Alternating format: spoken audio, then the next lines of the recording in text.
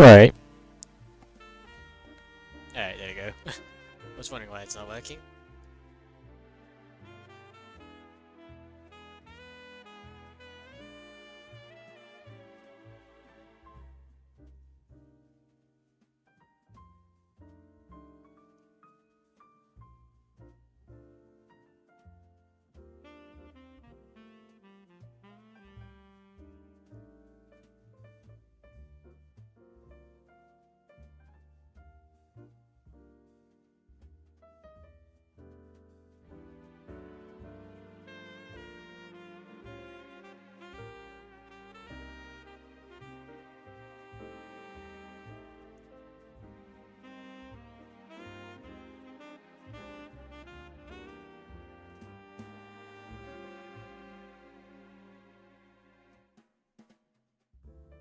Eh.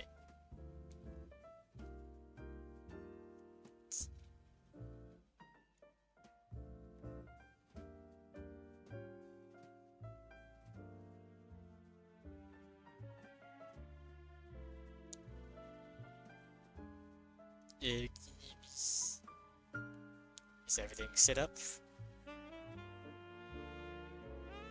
Alright, just one more thing.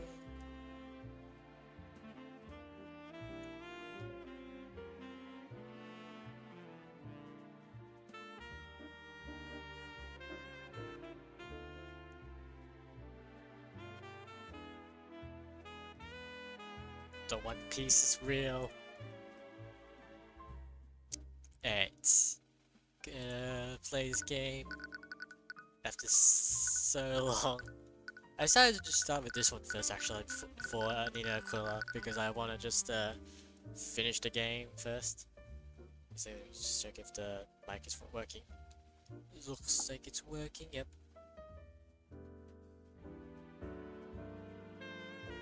Alright.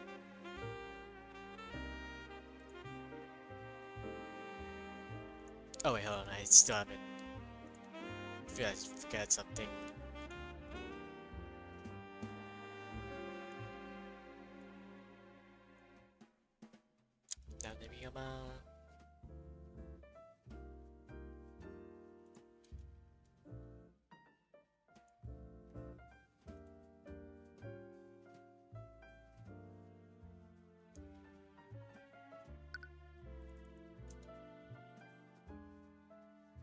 Let's see, is it working? Alright, yes. So anyway, I'm gonna go to the final chapter. Attorney of the Arcane.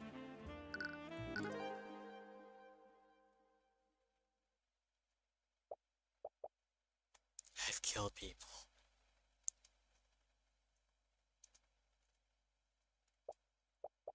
They were usually criminals or bandits. They still frightened me. I was unaffected by the death. Okay, I probably clicked auto. It always came to me. I was good at it. A little too good. Okay, yeah, there you go. Okay.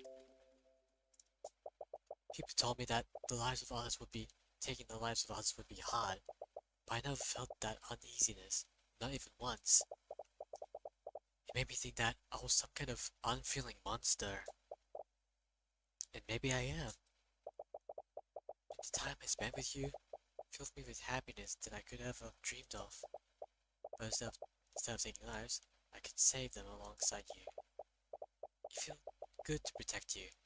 I felt needed when I knew you weren't relying on me. It made me feel like I was worth something to someone. And whenever I saw the light in your eyes, it filled my heart with a warm feeling that I've never felt before. It was too good to be true, wasn't it? In the end, I failed you. I couldn't protect you, just like I couldn't protect my father. I don't understand. What did you ever see in someone like me?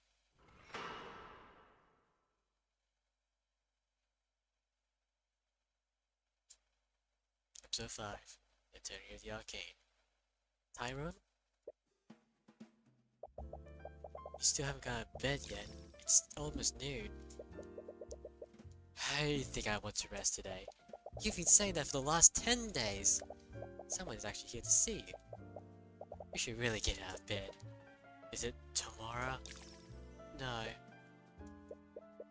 I'm still not really in the mood. Could you just send them away? That's a bit rude, but I suppose I can overlook it this time. Still win? As the prosecutor enters your room, you leap out of your bed. You try to futilely clean your unkempt hair, but you're just making it worse. Done wrong, pants. Right, sorry. Well, we'll give you some time to ready yourself. I knew he was in a runt, but I certainly didn't expect this. I know, I'm really worried about him. I empathize with his situation, but it's been a month already. Have you tried speaking with him? He's never gotten up to you before. I did, but I think he's really broken up over what happened with Ruby. She's basically the closest thing he had to family. I see. Perhaps he just needs more time.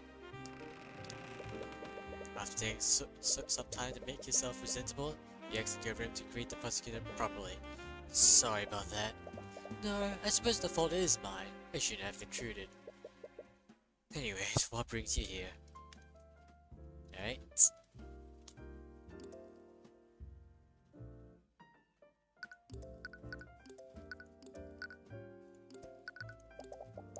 Are you doing well, Mr. Cuthbert? You seem...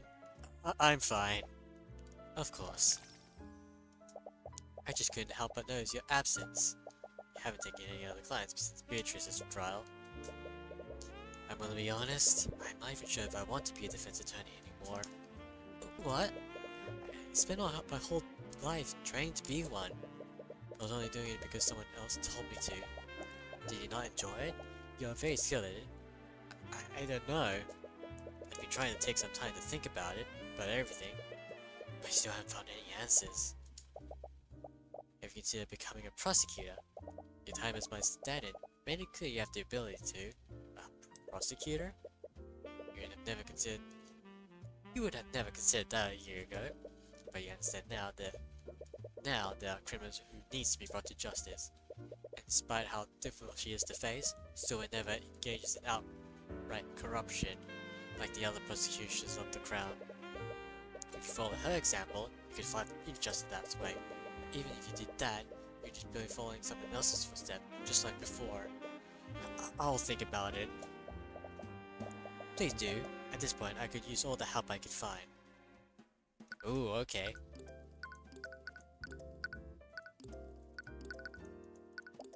Why are you shaving?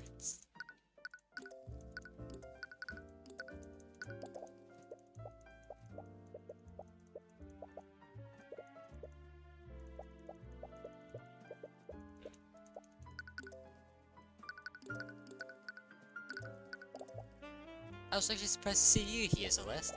Well, I can't just leave him alone anymore. He ticked off a criminal overlord. They're definitely gonna send someone after him, and he can't really take care of himself right now. Celeste, your thoughts are leaking. Get out of my head! What? It's nothing. Okay, yeah, she knows. I am surprised though. Not many people sight the eye taker and live.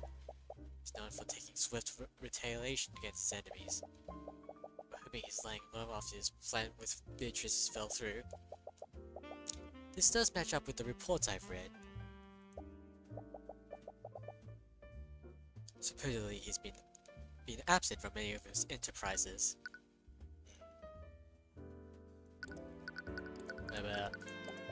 By the way, Tyrion, Ruby sent that letter. Do you want to put it with the rest? Right. Have you spoken to her since the trial? I see. That does explain her recent mood. Right, you two probably see each other a lot. I prosecuted a few of her clients recently, but it's clear she's not nearly as threatening as before. Can we talk about something else? Of course, my apologies. Have your injuries been healing well? Yes, Nightgrave's skill in necromancy is quite remarkable. I'm glad I introduced him to Lord Asclepius. Lord Asclepius? Asclepius specializes in necromancy magic. After his expulsion from the academy, I thought it was only right that he would be allowed to continue his studies. Right, imagine that he owed you a favor. It was only logical. It would be a waste to let someone of his talent fade into obscurity. Oh, the tea's ready. Oh, thank you. Some tea sounds lovely right now. Right, I was totally making it for you guys. She walks to the cabinet in her kitchen. She takes out 2 more teacups. You guys may enjoy this. These are my last bags of... Whoa! She walks up to you. She slips on the scroll case you left on the floor. She regains her balance, but the teacup slips out of her hands. The boiling liquid is airborne and is heading right towards your face.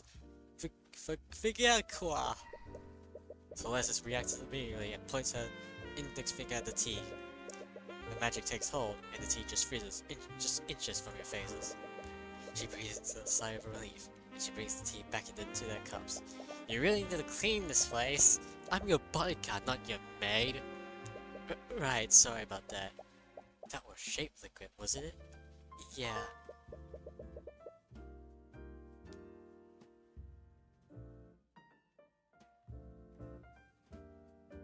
While concentrating on your spell, the caster can manipulate up to 10 liters of liquid and form it into a complex shape. At any time, the caster can choose to freeze the liquid and solidify its current shape. While frozen, the caster can choose to make the liquid instantaneously melt. Oh, I never expected you to. I know, it's just too convenient not to have. She really opened her mind about learning new spells. Remember when you first met her? Back then, she only knew how to cast Mage Blade. She hated magic back then. You never imagined how diverse her repertoire would become. Another visitor? I'm already up, I'll check it. Well, whoever they are, I'm not giving up any more of my lotus tea. You open the door, I don't see anyone. What's the letter in your mailbox? Take a closer look at the envelope. Silver with candle wax. The crest on it, it's the insignia of House Pierce. You open the letter and read it. Huh. Despite supposedly being written by a noble, the paper has been torn in half, but the message is clear. I hope you understand I would have never contacted you unless I had no other choice. I know the truth behind McCoy's true parentage, and I'm aware of how vital this information is to you. As you know, my execution is scheduled next month, and I'm running out of time. I will trade this information with you. In exchange, you grant me my freedom. Meet me in the private prayer room within the Grand Chatteral of the Scaled Lord at 2 p.m. You will save me from my fate, or else. What?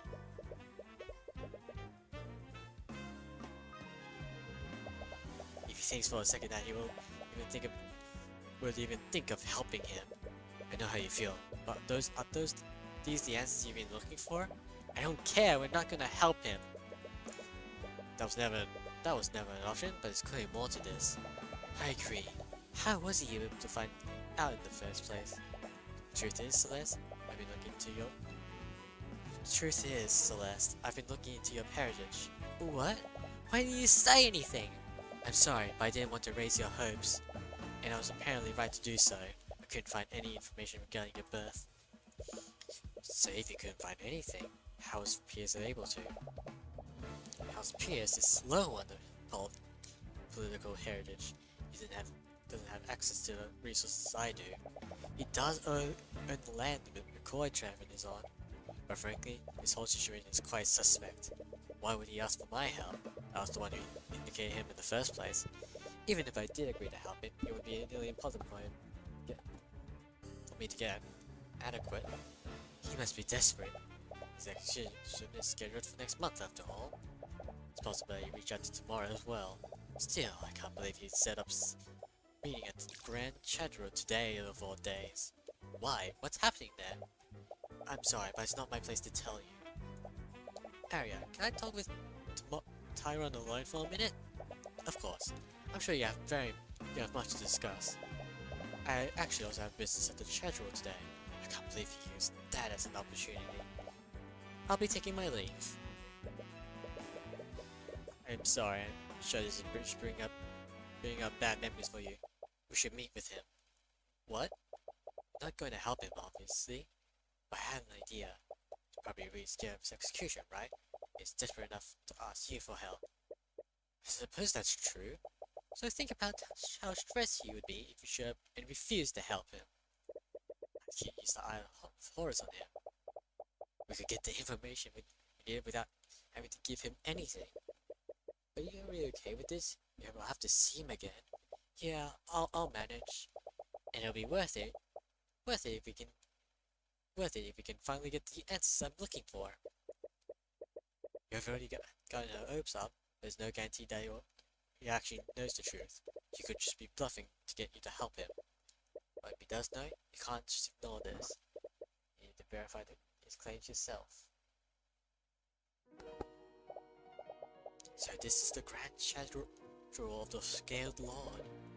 Have you never been here before? I thought you spent a lot of time in Wrathful Ball. The Church of Bahamut.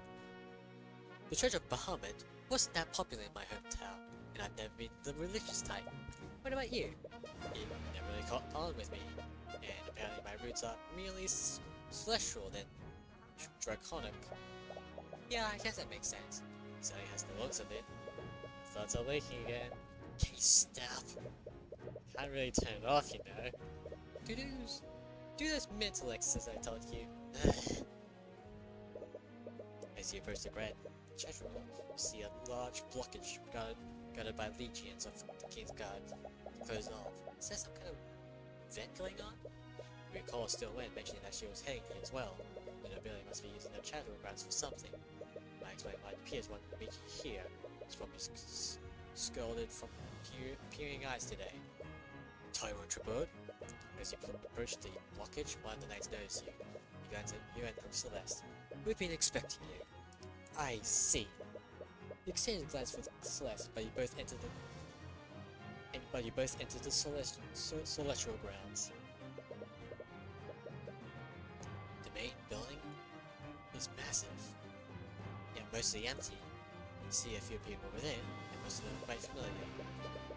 You spot Leif and Miriam as you head further into the room. They both avoid eye contact with you, but it seems to be purely out of resentment. As soon as they see you, they move to their conversation elsewhere. It's clear they still have mixed feeling of how you convicted their sister. In another corner of the room, you spot Lloyd von Sanctions speaking with another individual. She seems to be someone of equal social standing. You feel like you've seen her somewhere before, but you can't quite remember where. As you enter the room, Von Sanctions flashes a quick look of disdain at you. You see him slowly move his conversation out of the room as well. And finally, you see Lucio Stillman speaking with his daughter, along with the two princes. They seem to be speaking with another individual that you've never met before. When he notices you, his gaze narrows, and he stares at you the two of you warily. Esther especially seems surprised to see you here. He and Lucio asks the prosecutor something, but he can't quite hear the conversation. When she responds, Esther raises his eyebrows and Lucio's expression darkens. What's going on here? This is a little awkward. Yeah, but we have some time before our meeting with Pierce. Wanna do some sightseeing? Oh, are you asking yeah? We can literally already out. Sure, why not? Picked up this map from the entrance. We can use it to navigate through the area. I'm also a little interested in what all these nobles are doing here. It is strange. Perhaps someone can tell you more.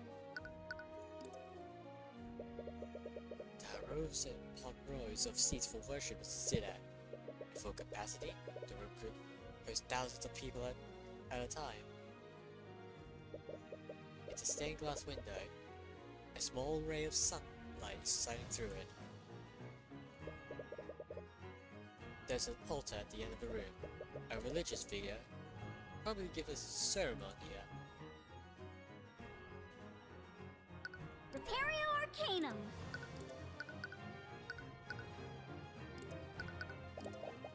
See, I saw Aria over there. We should go say hi. As you approach the room, the Grand General and the unnamed noble stared at the two of you. Hello? nobleman looked at you, and then at Celeste. He silently glanced at the two of you. It's as if he's trying to read something. Then walks away without a word. Rude. At this point, I'm kinda used to it. Mr. Cuthbert, Miss McCoy, I'm surprised to see you here. What? I thought you were the one who invited them. I'm sad to say that I didn't. Although I'm happy to see you two nonetheless. What brings you to the Grand Chanting Room today? We're actually invited by another noble. We have a meeting with him. What? None of the people here are allowed to invite guests. Why didn't the guards stop you? Oh, they said they were expecting us. What? It was Lord Piers who invited them. Piers? That little... I think I grant his request for temporary release. I'm sure he meant no disrespect by it. He probably has his reason. How can you say that? This is the day of your... He stops himself mid-sentence and clears his throat. Make no mistakes, even if he is a dead man, I will have a word with him about this.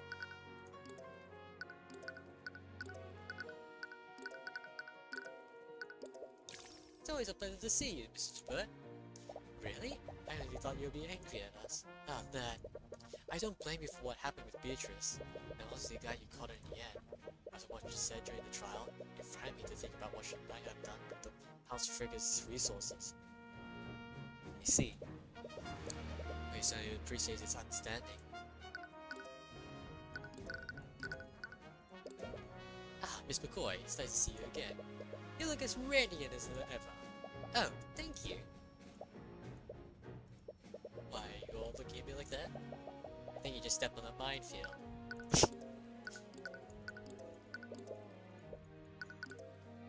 Let's just move on to the next one, I guess. Or, hold on. Actually, I want to see them. Yeah. I like how basic this map looks. Look, yes, this is the bare minimum.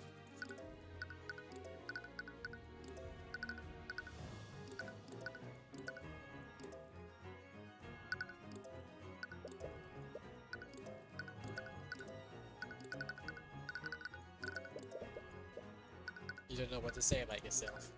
Alright, let's go to the next one. I have to ask, why are all these nobles gathered here?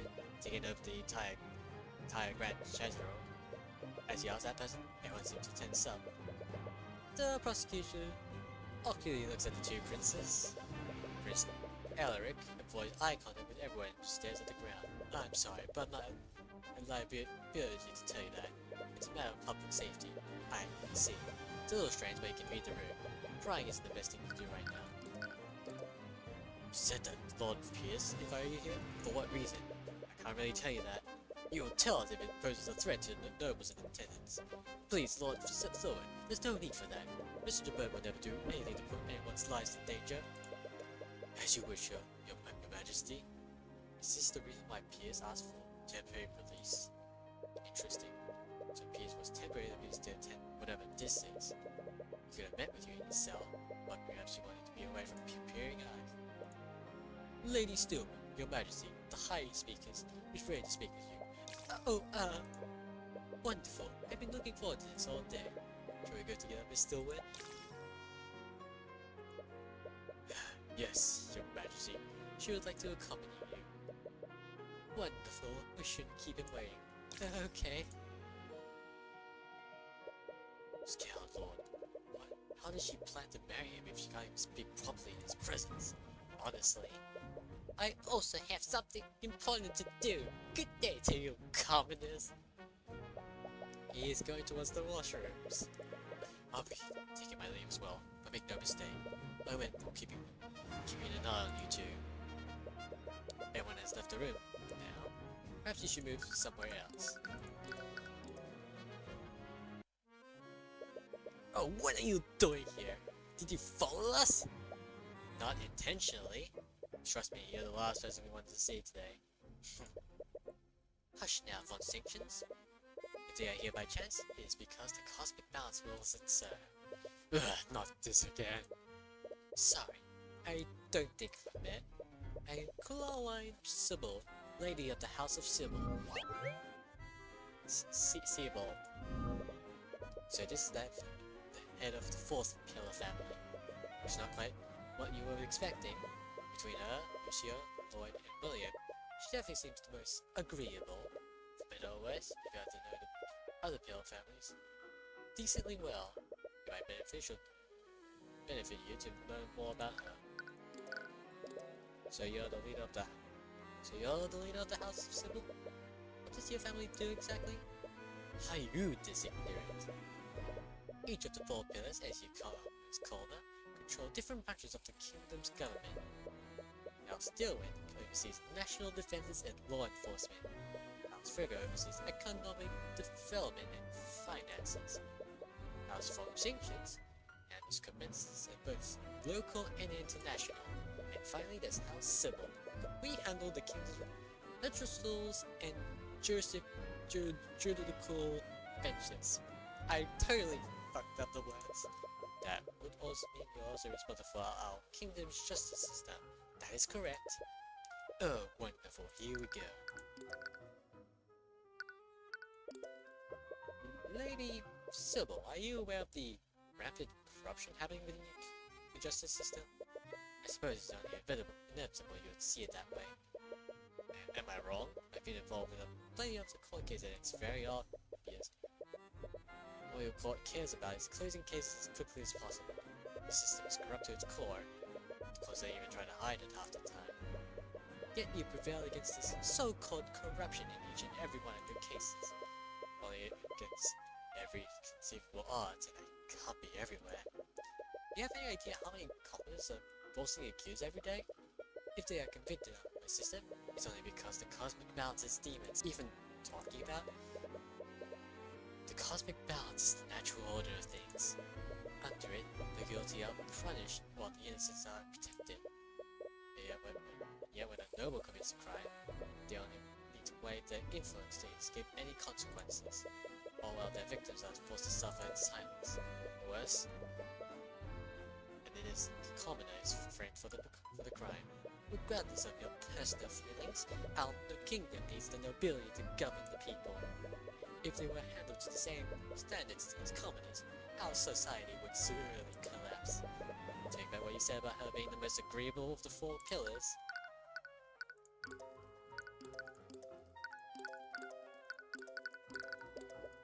How you want your bird? It appears we are fated to meet. I mean, it was bound to happen eventually. My business and to step on the toes of 4 pillars. I concur. Our souls were drawn together by the cosmic balance. Is she big on you? I have no idea.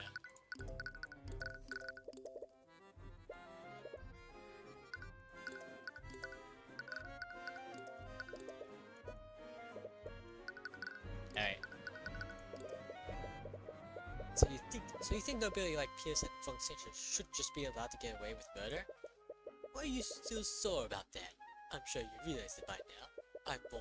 I've more than paid for what happened with Jason Wayne. His name was Justin Wayne.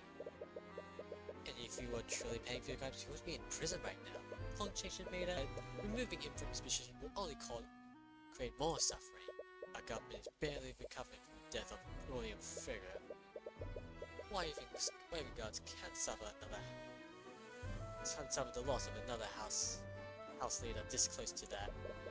The way I see it, I think we'll overstay your importance in our lives. We'll probably be fine without you. And I suppose you commoners are coordinating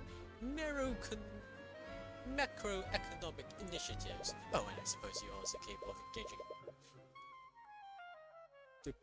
diplomacy with the other nations. Face it, as much as you loathe to admit it, ours is a symbolic relationship. More like a parasitic relationship. So what? Common folks should just continue to suffer for the good of our nations? Pays about. But people of the kingdom you claim to be protecting are suffering because of your inactions. My inactions? You put the blame on me? But what have you done? You were once a champion of the so-called justice, but you stopped your work as a defense attorney. How many lives could you have saved in the months that you spent on vacation? It's not his responsibility to solve your mess. You have no idea how much he suffered trying to do the right thing. Celeste, perhaps you're right. You shouldn't bear that kind of responsibility alone. But every commoner has the ability to learn and practice law as you do, Mr. Stewart. So why are you one of the few commoners those that do so. What I've heard, you're one of the few people who defend mages of the common folks. Every other attorneys wouldn't even consider them as taking them as clients. Perhaps the problem lies in common folk, then. They're truly incapable of rising to defend the so-called innocent if they do nothing. Never mind, this was clearly a mistake. Let's go, Celeste. Yeah, finally, things don't scale the law. You okay? Yeah, I guess I should have expected that. I never expected someone with so much power to be so out of touch with reality. Come on, let's go somewhere else. We still have time before the meeting.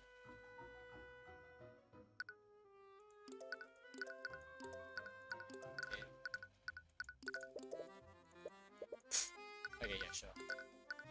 The garden. You find yourself in the Grand Cathedral's garden and stumble upon a strange statue. Wow, that's a little out of place. What even is it? If my memory is correct, it's a Pegasus. Hello, friends! As you expect a contemporary piece of artwork, you're startled by a familiar voice. It looks like she's not one either. Oh, there is. She appears to be accompanied by both of her sisters. Beatrice? Aren't you supposed to be dead? Sorry, I wasn't trying to say. No, it's perfectly understandable. You of all people know was on my blood contact. But it appears the lady of Discord. Isn't killing just yet. Do you really have to do that? What? Never mind. Right. It's a little awkward speaking to the figure six that everything that's happened. We don't seem hostile in all things considered. You prefer the company of Sibyl's. So you're still not sure how you feel about speaking with a murderer, one that you indicated. But Beatrice clearly knows more about demons and their kinds than you do. I wonder if she knows anything about the Heavensborn.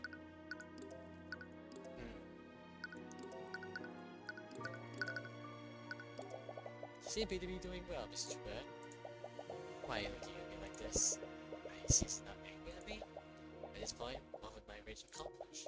If you despite my best efforts, I suppose I respect you for that. Sort of makes sense, but still I'm learning how civil she's being.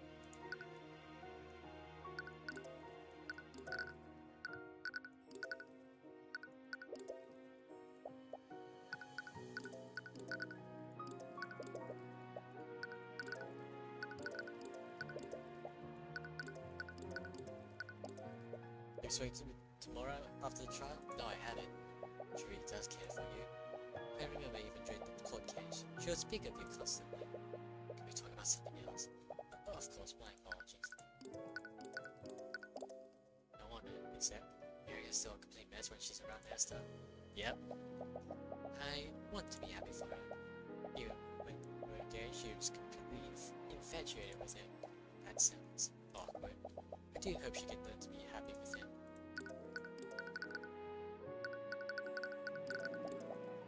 Hermes is okay. He was never emotionally strong. What do you mean? Wait, do you not know why we're all gathered here? I wanted to ask, but I'm sorry that it's not my place to tell you. Why are they all gathered here?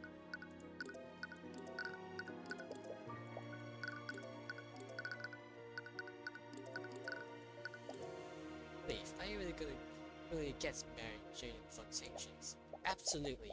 That man is an ignorant know-it-all. How would this take it? There are many suitors capable of strengthening house figure.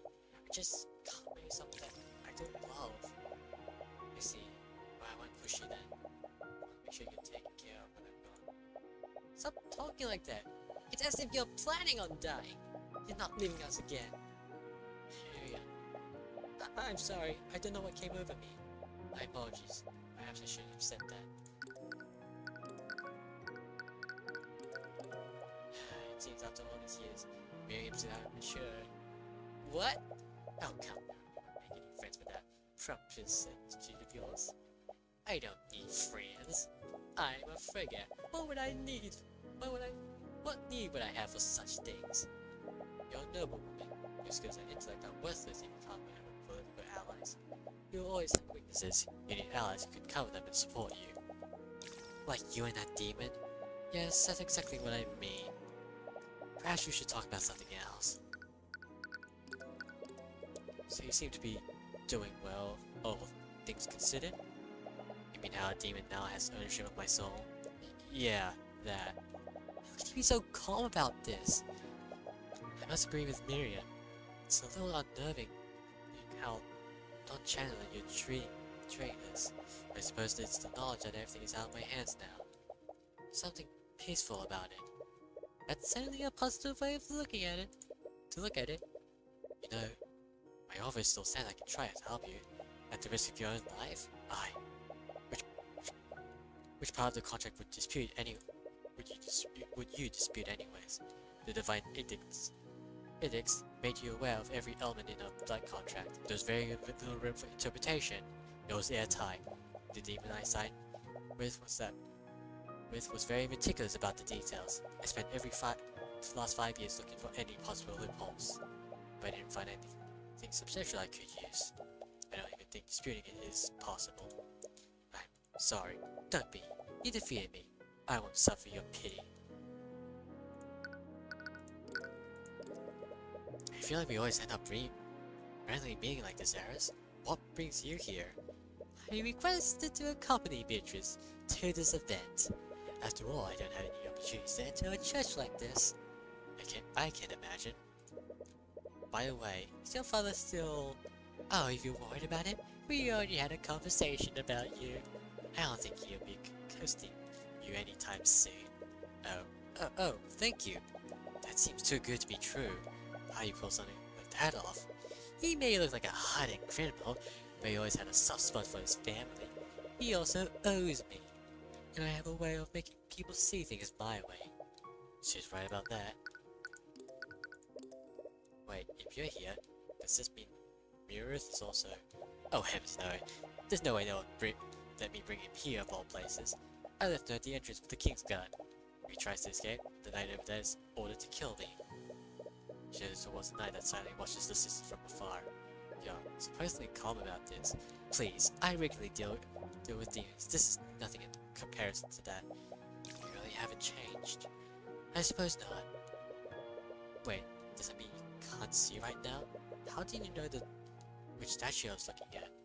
It was a lucky guess. That grotesque statue clearly makes an impression on you. Oh, and Mary that you just spoke with me. I wanted to let you know that he can smell your celestial stink from the entrance. Love you too, Marieth. Oh, wow. I probably shouldn't have repeated his response to that. By the way, you seem to know a lot about these things than I do. What exactly is a Heavensborn? What? Did you seriously not know? But you know how to issue a divine edict? That's a very advanced technique. It sort of came to me at the moment. What? Anyways, I'm quite surprised you don't know anything about your lineage. Perhaps my mother knew it, but I lost her when I was really young. I see. You have my condolences. But to answer your question, Heavensborn is a human whose bloodline has been touched by the gods. Gods? You mean like the Scale Lord? No, I'm speaking of the actual gods.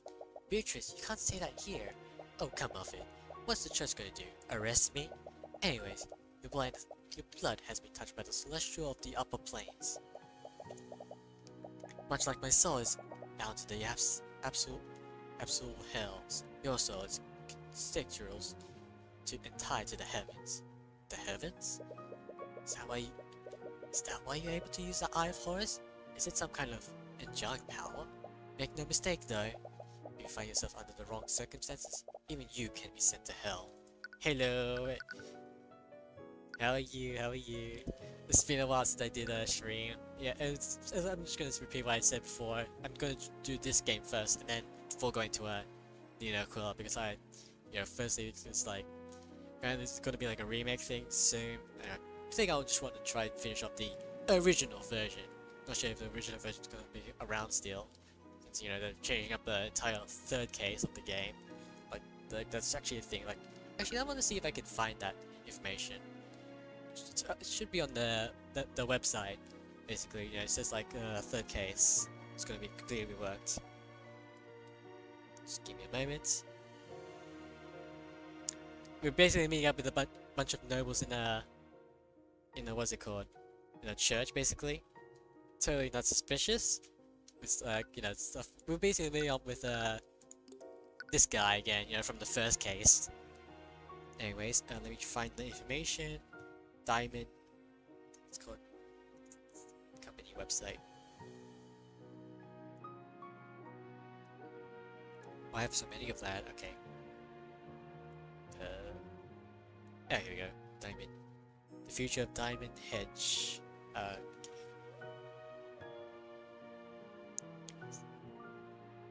So yeah, basically it says like the following of the update to this game, basically like additional story scenes to better expand on characters, revision to some of the older character sprites, rewritten dialogue, slight restructuring of certain cases and story beats. I'm not gonna replay the entire game. Well, I actually am, but not gonna stream it, you know,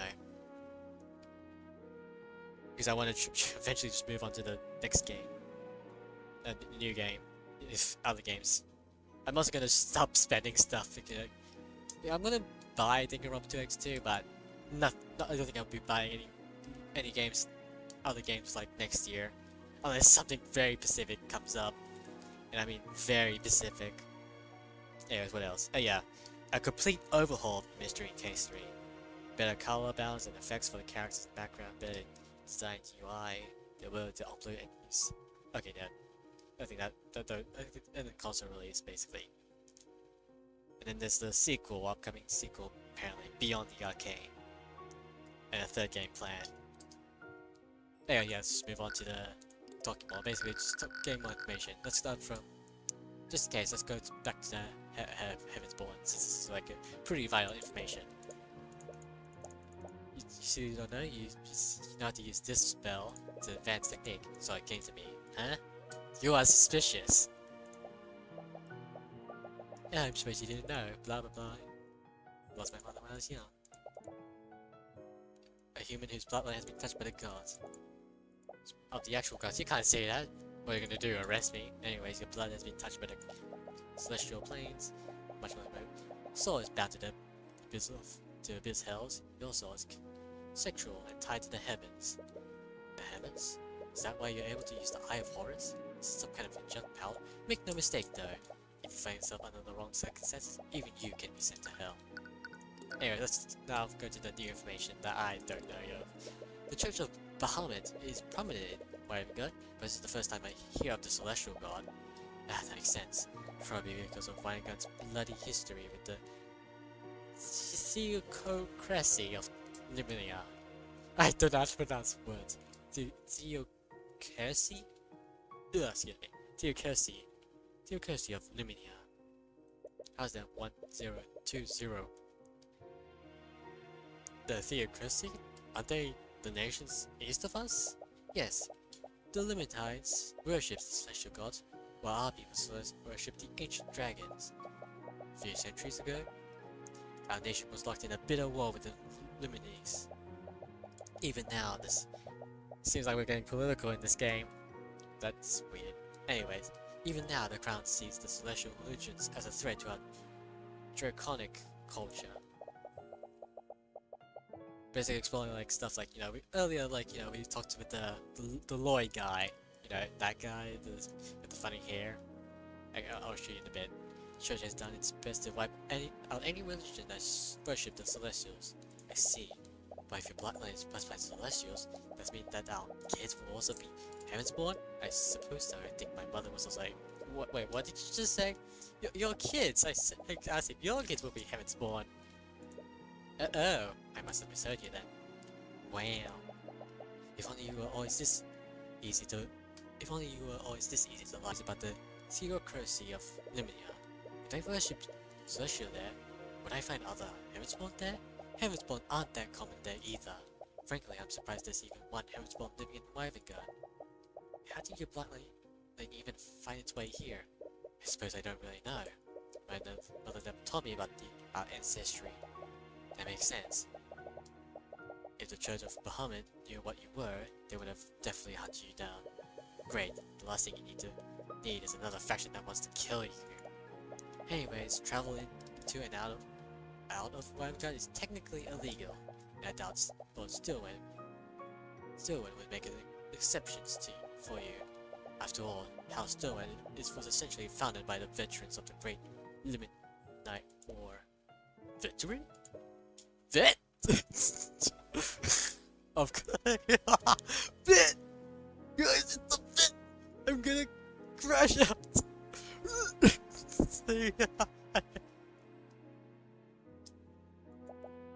No. No, I hate the vet! I'm not going! You'll never take me alive! You'll watch this tracker frequently runs through the garden barking loudly. Leaf chases after him as he runs towards a passing knight. I should probably go help her. It's almost 2 PM anyways. We should probably head to the prayer room. Thank you for answering my questions, Beatrice. Please let me know if there's anything I can do to help. I can do to help with your situation. Of course. Let's go, Celeste. Right. Try not to look so down.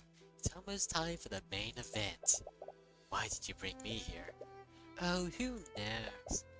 What have you planning to make me do? Please. Please don't make me harm my sisters.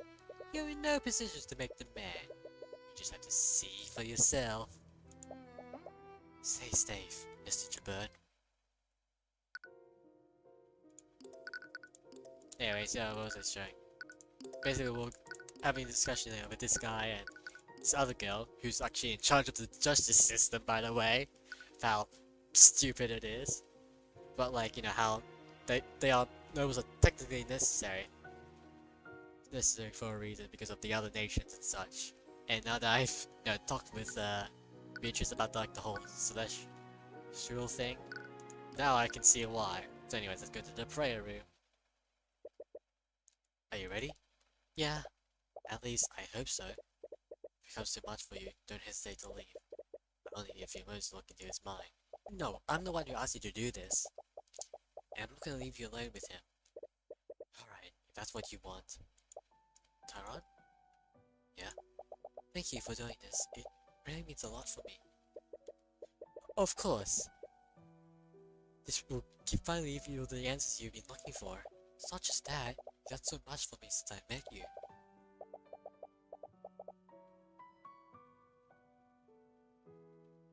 Wait, hold on. You got me quitted.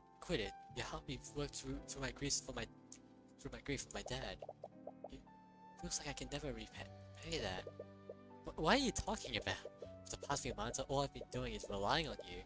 I generally don't know what I would do if you weren't a part of my life. I should tell him. Tell me what? Get out of my head! You're really bad at guiding your mind. You know you can tell me anything, right? Arya! How long have you been standing there? Well, I knew you'd be here around this time. I wanted to wish you luck. But then you seem to be in the middle of something. I didn't want to interrupt. Don't stop on my account. I'll just get out of your way. Actually, awkwardly skitters away. You see something fall out of the pocket. Arya, you dropped your rune stone. As Celeste picks up the rune stone, she accidentally activated. An image of a piece of evidence appears for a brief moment, but Arya quickly hides it. But not before Celeste sneaks a peek at it.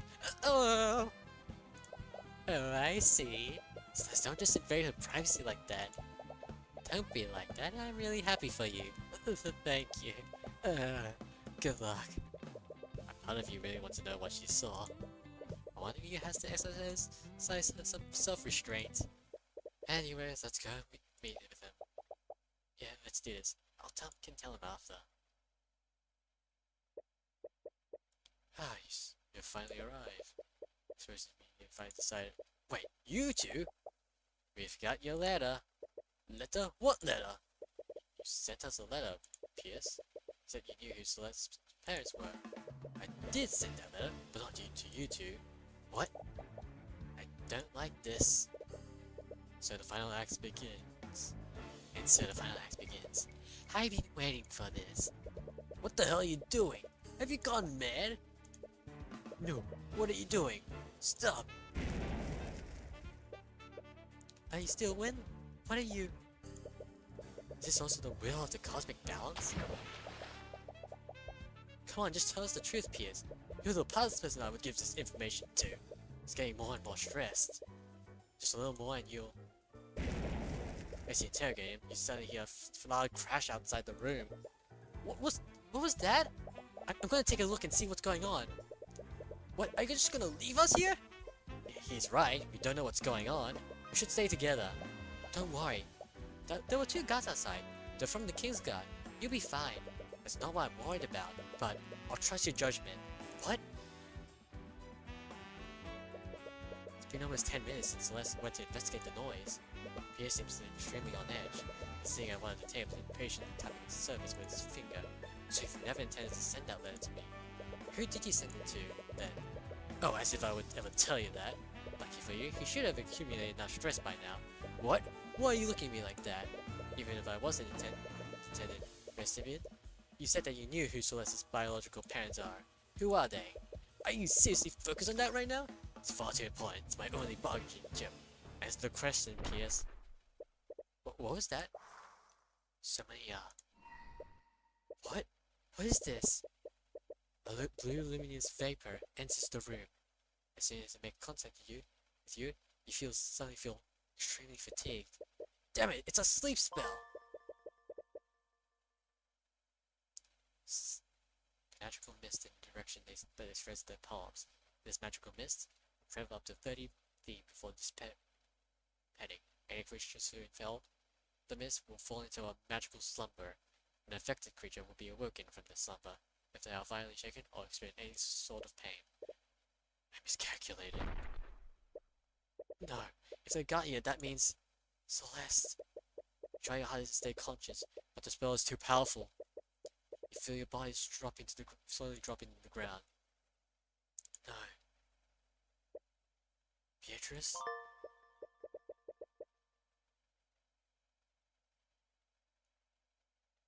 You saw Beatrice's figure as you were losing consciousness.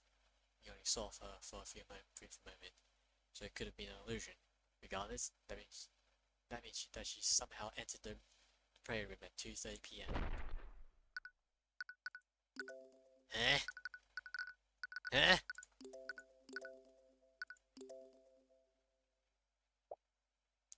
Ron. Tyrion. What? Celeste? Tyrion, I'm so sorry. I should have listened to you. I should have never left you alone with him. Hey, it's okay. Tears are streaming down her eyes. She was clearly worried about you. Try your best to comfort her as you look around the room. What happened? How long were you locked out? As you look around, you see several other people with you. Commander White leading a group of knights. They all have their weapons drawn and point at someone. Is Prosecutor Stillwin? Commander, I understand your position, but there has to be another explanation. Look, Your Majesty, I get where you're coming from, but from what the witnesses have told us, it has to be a case of mage blight. Look around the room and see a pool of blood at the end of one of the tables. Celeste, where's Pierce? Tyrion, I don't know how to tell you this, kid, but Jared Pierce is dead. What? I'm only surprised that you're okay. But who? You look at the knights who all have their weapons drawn at the prosecutor. Wait a minute. You think Stillwin did this? It wasn't just Lord Pierce, Mr. Bird. We also found the bodies of Lord Finchach's and Lady Sibyl. Oh wow, 3 dead people. And we just only met her just like once. Actually, that's kind of weird. Not to mention a bunch of Kingsguard have gone comatose. Comatose?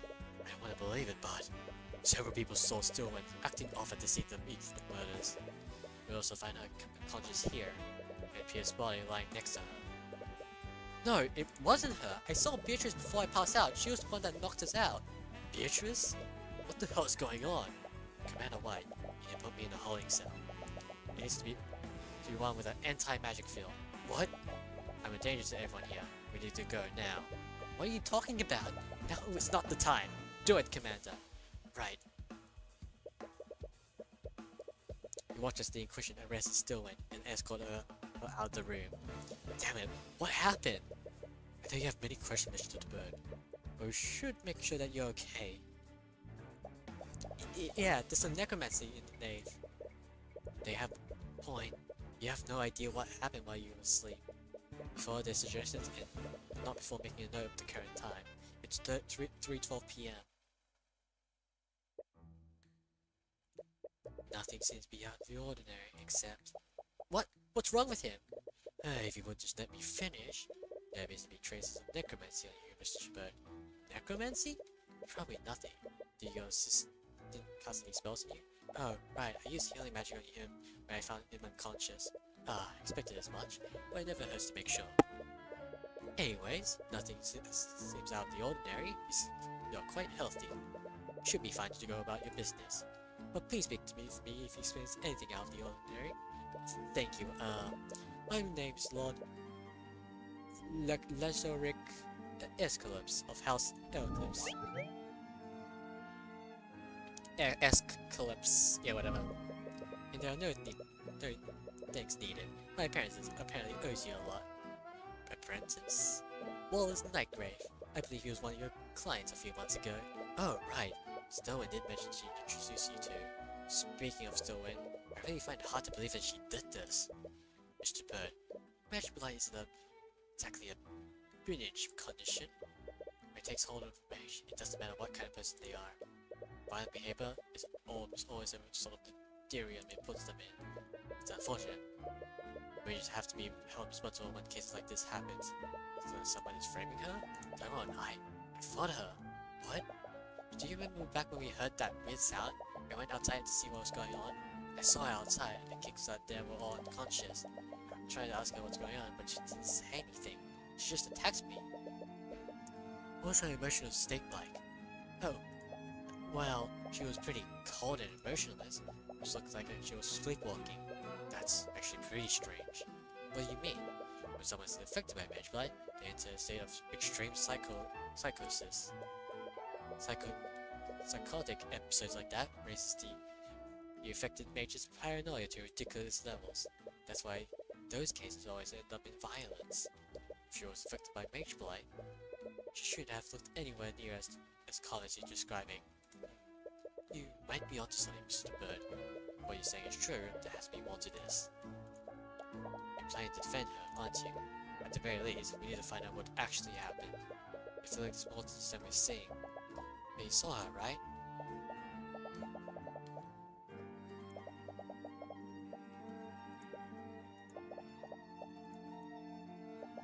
She wanted them to arrest her. Right, because she thought she was a danger to others. Regardless of what happened, she couldn't believe she was responsible for this. There's no way she would do something like this. Something else is happening here, and you will get to the bottom of this. You're not sure where each of the murders occurred, but the Inquisition should be able to tell you more about that. You'll also need to speak with Stowen. If she really was affected by mage blight, you should be able to remember what may have caused it. But anyways, the prayer room is the room you're most familiar with. You'll probably want to start there.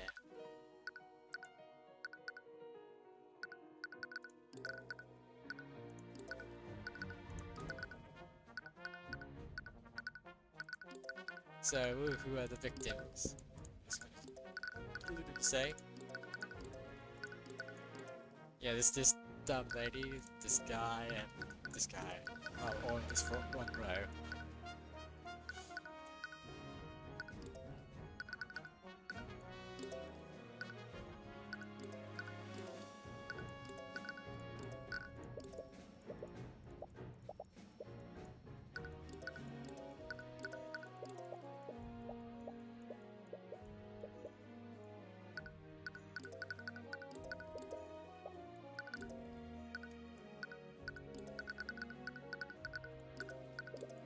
I can't believe after everything he did, Pierce is just gone.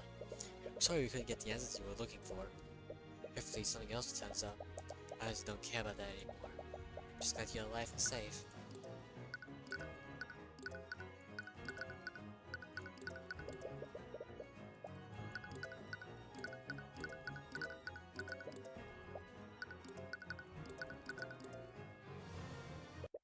You have the dungeon to speak with Stillwind. We can't find her anywhere. Dick visioning. We should come back later. Prayer room. You arrive at the prayer room. It's now swarming with knights from the Equations. You find yourself standing at the chalk outline where Pierce's body once was. You can't help but feel a little uneasy. Being the player of Clemson, if you were unconscious, you were here when the murder happened. Feel unnerving just knowing how close you came to death. Are you okay? Yeah, but now's not the time for an existential crisis. Stillwind's future counts on you figuring out what happened. You still don't know what happened after you fell unconscious. The Equations believes that Stillwind broke into the room, knocked you and Pierce out, and then killed him. But you remember it clearly. You saw Beatrice before you lost consciousness. It's more at play than you realize. Celeste also fought Stillwind after Beatrice knocks you out. Perhaps she can tell you more about how she was acting. Let's reveal what happened. Before Beatrice knocked me out, you had a commotion, and you went to investigate. Can you tell me more about your fight with Stillwind? What was she like? Well, she wasn't her usual self. It was like she was some kind of daze. I noticed before she attacked me. Something was wrong with her. Oh, yeah, and she didn't even respond to me when I tried to talk to her. It's like she didn't even recognize me. From what Lord Alscombe said, she would have been more erratic if she was affected by marriage blood. Ultimately, you find someone disguised now? I guess that's possible, but whoever they were, the magic was still extremely powerful. Several members of the four Pillar families were assembled here. Could be one of them. We should pick with Commander White when we get the chance. The Grand Chancellor was closed from the public for whatever was happening here. And when we have a list of everyone who was present when the murders happened. This means that whoever did this was one of the nobles that was here today.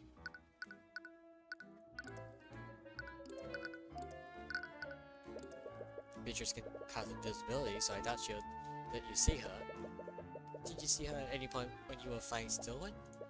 Celeste? Sorry, I don't know. I was too focused on staying alive. I've actually been meaning to ask you about that. Aren't you really strong? I've never even seen you break a sweat in the fight before. Well, she was really tough. It was terrifying, honestly. It was mainly her magic. I never fought someone with spells that powerful before. She didn't hurt you, did she? No, but it got pretty close. I think she realized that she couldn't beat me, so she just ran past me and into the prayer room. So her real target was Pierce, but why? Did you see the moment she murdered Pierce? No. When I arrived at the prayer room, I saw you and Stillwind unconscious on the ground, and Pierce was already dead. And I'm assuming you didn't see Beatrice anyway? No, she wasn't there when I arrived. How did she leave the prayer room without Celeste noticing? Did she turn herself invisible?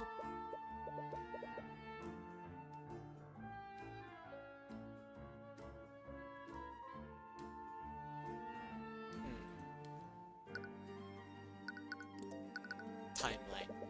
We showed up at the prayer room for the meeting at 1:50 p.m. Then we stayed in Pierce for about half an hour. That's when we heard the commotion outside. You went to investigate it. Right. And I think Beatrice knocked me and Pierce out 10 minutes after that. How long did you fight Stillwind before she pushed past you? You definitely fought for a while. Must have been at least 20 minutes. After that, she came from fighting me and ran into the prayer room. Which means that Beatrice somehow got into the room during your fight. That is counts my theory of her disguising herself as Stillwind. You regained consciousness at 3:12 p.m. That means you were knocked out for more than 40 minutes. There's still a lot of unknowns about what happened. You'll need all the pieces if you want to put this puzzle together. There's a chalk outline where Pierce's body was. It looks like he was sitting against the altar when he died. The blood stain seems to imply that the feeling came from his chest. And an autopsy report would be helpful here. You should ask the commander for a copy of it when the next time you see him. Repario Arcanum! There are traces of conjunction magic all over the room. They must have been left by Beatrice's sleep spell. Oh, there's traces of transmutation here. It's all over the ground of his body. Interesting. Did the matter wound him using the transmutation spell? There's a trace of necromancy in the ground here. It's probably from when I tried to heal you. That's 3 seconds window, they're quite nice. Feel the dialogue. Now I'm just hanging around the room, still lit. Anyway, it looks like you found anything you can here. You should try and move and take a closer look at the other crime scenes. What? You retrace your footsteps, and find the common room. This was the last place you saw Von Sanchez and Sibyl before everything happened. You look around and see that most of the room has been entirely scorched. You still smell the scent of burnt cloth and flesh and air. What happened here? Was there some kind of fire? Yeah, we think a prep did a fire using magic. As you enter the room, Commander White approaches you. He's being accompanied by the Legions of Knights. Typical Legions of Knights. Commander White, hey kid, you investigating what happened too? Something like that? We just want to figure out what really happened. You and me both. Nothing about this case makes any damn sense. I'll be honest, I could really use your help in trying to figure this out. Honestly, you're not sure who you can trust at this point. But the commander is leading the investigation, and is bound to have information that will be useful to you. There was a scorch mark all over the room. The fire must have spread pretty far. Yeah, it was probably going for a while. No one even notices until Piers Ellery told the Pinks that he saw smoke. Interesting. We should speak with him and see if he saw anything else. Even now, the sunlight shining through the stained glass windows. I suppose it looks like the fire reached them before it was put out. There's a chalk outline in the center of the room. This must be where they found Von Change's body. See a little bit of ashes here. Must be burnt fragments of the body. Repario Arcanum. There are traces of obstruction magic in the center of the room. Do the traces overlap with the body? Kind of. Sounds like a square-shaped? Square-shaped? I can't see the traces. But they also seem to be square-shaped only around the body. You're right, they overlap perfectly. The area inside the square is a lot less burnt now that I look at it. I'm not sure what this means yet, but it's definitely worth taking a note of. There are traces of application in a bunch of different spots around the room. We think the prep threw a bunch of fire-based application around to start the fire. And the king's side used a bunch of water-based application spell to put out before the fire spread. That makes sense. With that knowledge of mine, there's nothing out of the ordinary here. The murders. This whole situation is a damn mess. As the Inquisition found any clues to explain what happened, we only have the basic stuff so far, and we only received the autopsy reports. It's still pretty useful. Do you have copies of them? Sure, knock yourselves out. Died at 2:45 PM in the prayer room. Cause of death was blood loss. A shot of fluid liquid was found stabbed through his heart. It is unlikely that this was the murderer. It's very likely this was the murderer. The wound also shows heavy traces of transmutation magic. Traces of conjuration magic were found throughout the room. Autopsy report, Coraline Sybil. Dated 12:18 PM to 2:18 PM. Cause of death was suffocation. A body was found floating in a nearby river outside of the Grand Chateau. We didn't even get to meet Sock until that much. 2:05 PM. Cause of death was suffocation and fire in the car and twice didn't stay there. Suffocation. Wait, Pierce was killed with a frozen blade? Isn't that similar to how he killed Finland? Sorry, I didn't mean to. No, it's okay. It's so strange though. Why would the murder kill Pierce using such a convoluted method? So this, if still really was affected by Mage Blade, she would have done something like doing something like that. Interesting. Anyways, the times of death seems to tell a story. We look at the reports. The murderers must have killed Von Changes, then Sybil, then Pierce in that order. Yeah, that's our working theory too. If we look at the map here, we can see Prairie Rim. and the common room, where the creative room and the common room are. Lady Sybil's body was found in the northwest lake of here. But since the Grand Chamber was built on a cliff, there isn't a way to get there in a certain amount of time. So that raises my next question.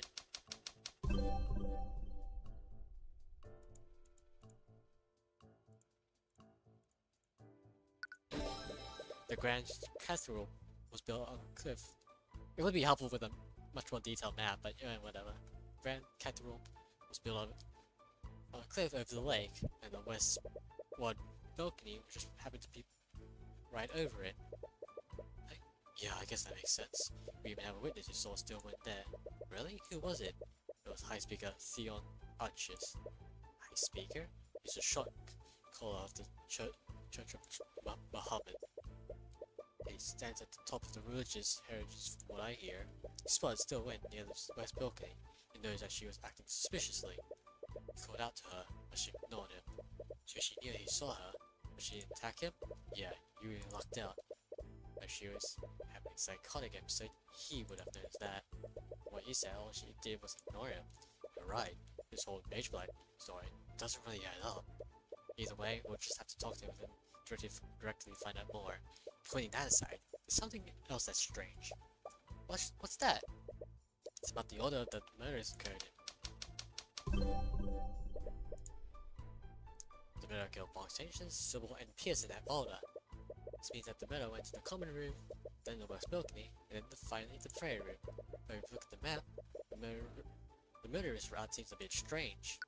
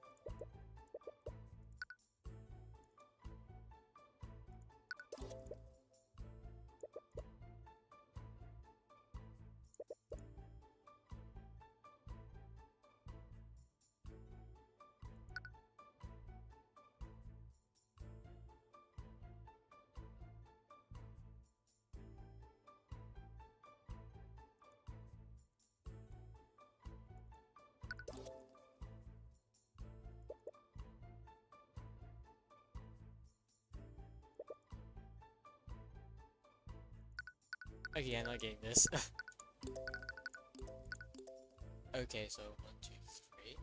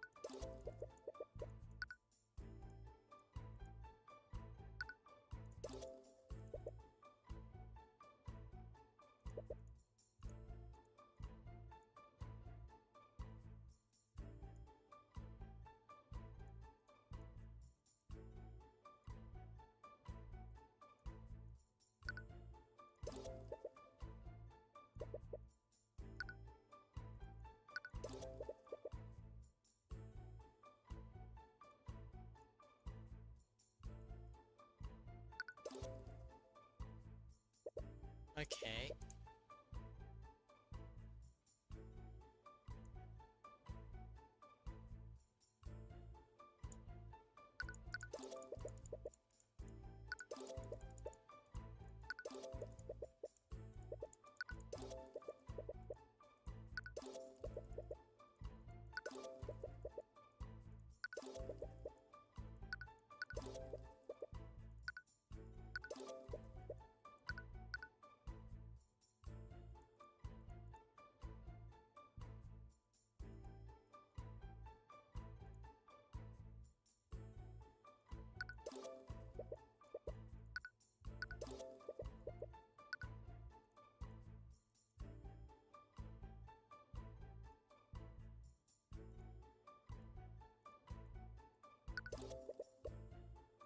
understand.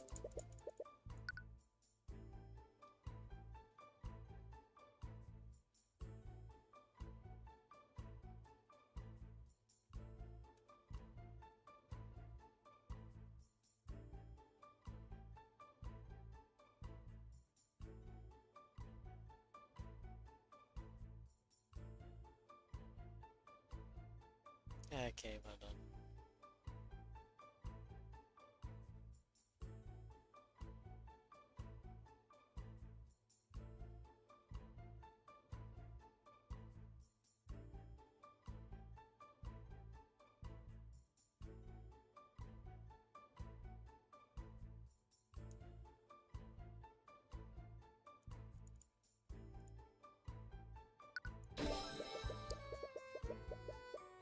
Oh, right. Fuck, okay, I understand now. 1, 2, 3. The murderer must have passed right by the prayer room before they dumped Sybil's body. Why wouldn't they just murder Pierce on the way there? Maybe they wanted to dump Sybil's body first. Or they were afraid of fighting me? Aren't you giving yourself a little too much credit? No, she has a point. After everyone who fought the murderer, Celestine was the only one who didn't die of comatose. Anyway, there has to be a reason why the murderer deliberately chose that route. Okay, you created a rough outline. Yeah, okay, I was stupid. Yeah, it would have been better if I understood. Okay, you created a rough outline of the murder's actions, but the real clue will lie how each of the individual murders occurred. That starts with how my intentions was murdered. How did the Inquisition find out about the murders anyways? The witness come across the bodies? Also, when Piers Elric ran up to us, he also said he saw a fire break out in the common room. He also saw Still in there, but when we tried to talk to her, she hit him with some kind of spell. She attacked one of the princes? Yeah, but it didn't look like she hurt him. The guy from Axelis respected him. He told us he wasn't injured. I think it's okay, but wouldn't you, Ariel, have used some more violence but if she was being affected by Mage Blight? It's possible she was throwing random spells randomly, and just happened to get really lucky. I suppose that's possible. Was there anyone else nearby that when this happened? I would have expected the Prince of Wyvern to be at the constant guard. Yeah, that was my mistake. I would have been nice to give him some space considering what just happened. That would be sorry, kid. If you don't know, it's not my place to tell you. I've always from the top to stay quiet about that. It looks like you'll need to ask someone higher up then. Strange though. I want to know what's gathered here. Anyways, whatever the prep hit him with, it only put him with the daze. He barely walk or talk, couldn't even approach us until the spell has worn off. Anyway, the pleasant about it all is that he was pretty close to where we were. But for some reason, we didn't find him until after the spell was worn off. That must have been traumatic. I hope he's okay. Why didn't anyone see him during this time? After he told us about what was happening, we went to put out the fires. That's when we saw a bunch of guards knocked out outside of the prayer room. Did you see me? No, this all happened around 3:10 PM. Right, that was probably well after someone moved into the prayer room. Celeste must have already fallen into it.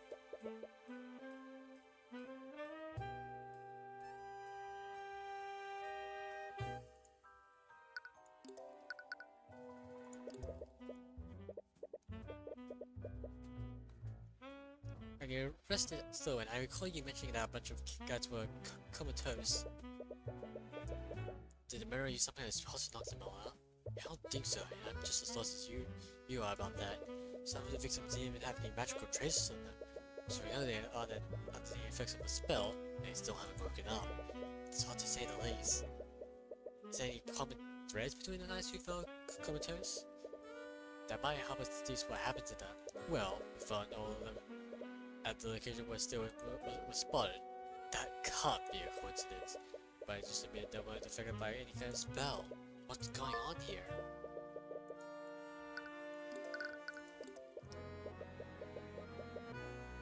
No matter why, you keep saying the prep instead of Stillman, even though everyone else seems to think that she was responsible for this. Do you also suspect she was being framed? Just doesn't add up. If she did give herself Mage Blight, the action wouldn't be so deliberate. Yeah, she's definitely not the type of person to go around murdering people. Even if she was, she led a lot of Christian's investigations recently. She investigated plenty of homicide with us, and she knew exactly how we do things. However, they just got the job done, but they were sloppy about it. A bunch of witnesses saw her, and she didn't even try to hide herself using her magic. So she had mage blood, which doesn't match up with her behavior, but she did this intentionally wanting to get caught. None of the scenario makes any damn sense. Someone has to be framing her. That's the only reasonable explanation. Honestly, I'm not sure about that either. What do you mean? You saw her when we arrested her, didn't you? She wanted us to lock her up. It's like she thought she was a danger to herself and others. Right. That's the same person I got as well. We went for the witness statement. I would be sure she. If it weren't for the witness statement, I'd be sure she gave herself mage blood. The strangest thing is that I've never seen her scared before. Something really rattled her about what happened. Did you follow up on what I said about Beatrice? I know she was in the room when Beatrice and I fell unconscious. She has to be involved in this somehow. Well, she's already in prison, so we already head on that account. When we asked her what happened, she said that she couldn't remember anything. That's such an obvious lie. She has to be hiding something. Normally I would agree with you, but she's not the only one with missing memories. Sylvan also can't remember anything. What? Looks like you have to speak with her about that. Anyways, what about Ares and that knight who was guiding her? Did they see anything? Sorry kid, but Ares' Elmator has been missing since everything went down. What? Do you have any idea what happened to her? No, I wouldn't be too worried. What? A witness of the crime is missing and possibly hurt. Look kid, you may be a hotshot attorney, but I've been in this business a lot longer than you have. Something when these things happen to civilians, they get spooked and run away. You've seen it a million times. I feel like he's not making me speak of the deal as he should be. We might have a point. Ares is the daughter of a crime lord after all. She may have gone into hiding to avoid having to speak with law enforcement. We don't have the resources to look for her, but I'm sure she'll turn up eventually. Well, I suppose we can't do anything about that now. But I still hope she's okay. And what about the night guarding Beatrice? Surely he didn't go missing as well. That's the thing. The knight who was supposed to be watching her is one of the people who went comatose. We found him in front of the prayer room too. Damn it! What happened to him? To make matters worse, that Frigga chick knows how to cast invisibility, so even if she was telling the truth, very few people would have actually seen her. But her guard was in front of the prayer room. She must have brought him there somehow. Anyways, would you happen to have a recent version of her spell Condium? Sure, we have it on record.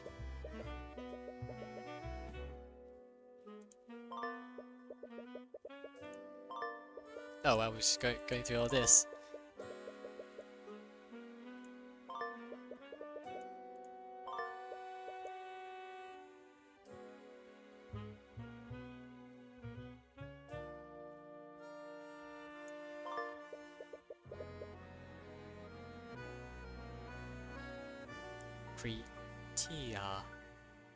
Kritia.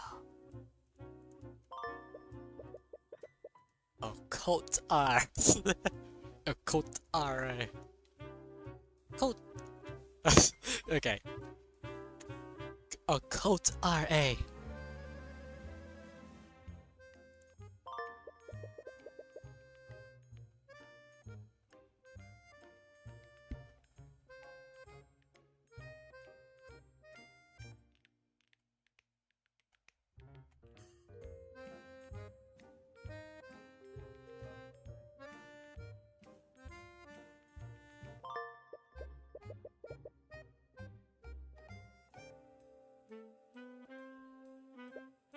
Right, I've gotta be especially useful during Lord Frigga's murder. It's all a little difficult to take in. I still can't believe it. After everything he did, Fontaine was just murdered. I'm surprised to hear that from you. Did he basically get away with offing just in way? The way I see it, he got what he deserved. That still doesn't seem right with me.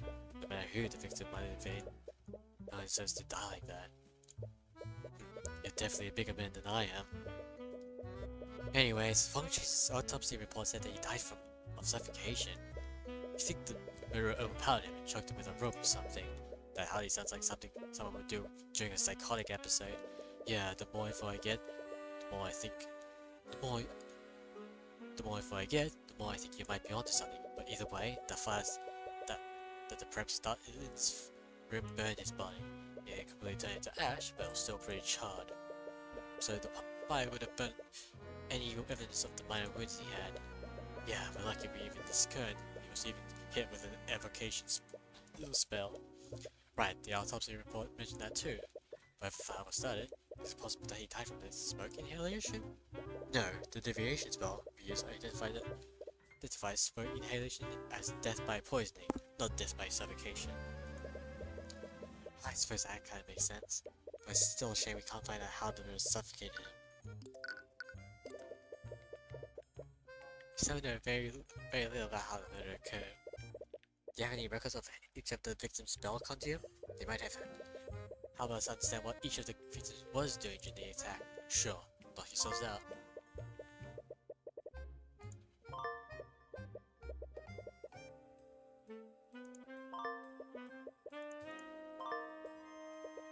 Cast creates a ominous spell. What is it?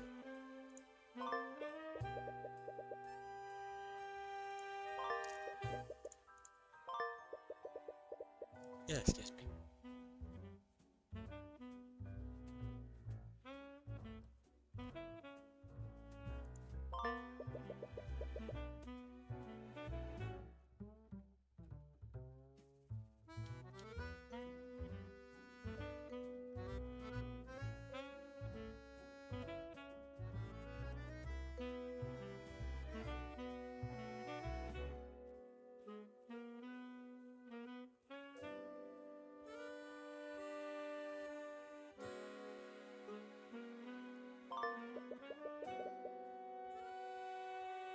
Was you smell?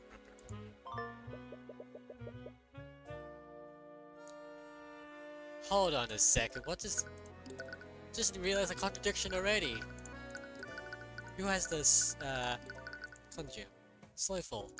She was pushed off, and then... What was happening here? She should have been able to use that spell somehow. Point index fingers downwards? That is definitely possible. No concentration either. Just need to say a few words and that's it. Something suspicious going on. Foresight. Be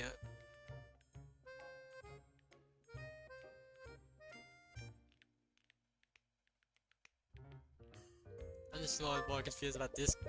You know, we never talked much about with. We only met her like today and she just killed off. I mean, she's the reason why the justice system is so shit, but you know.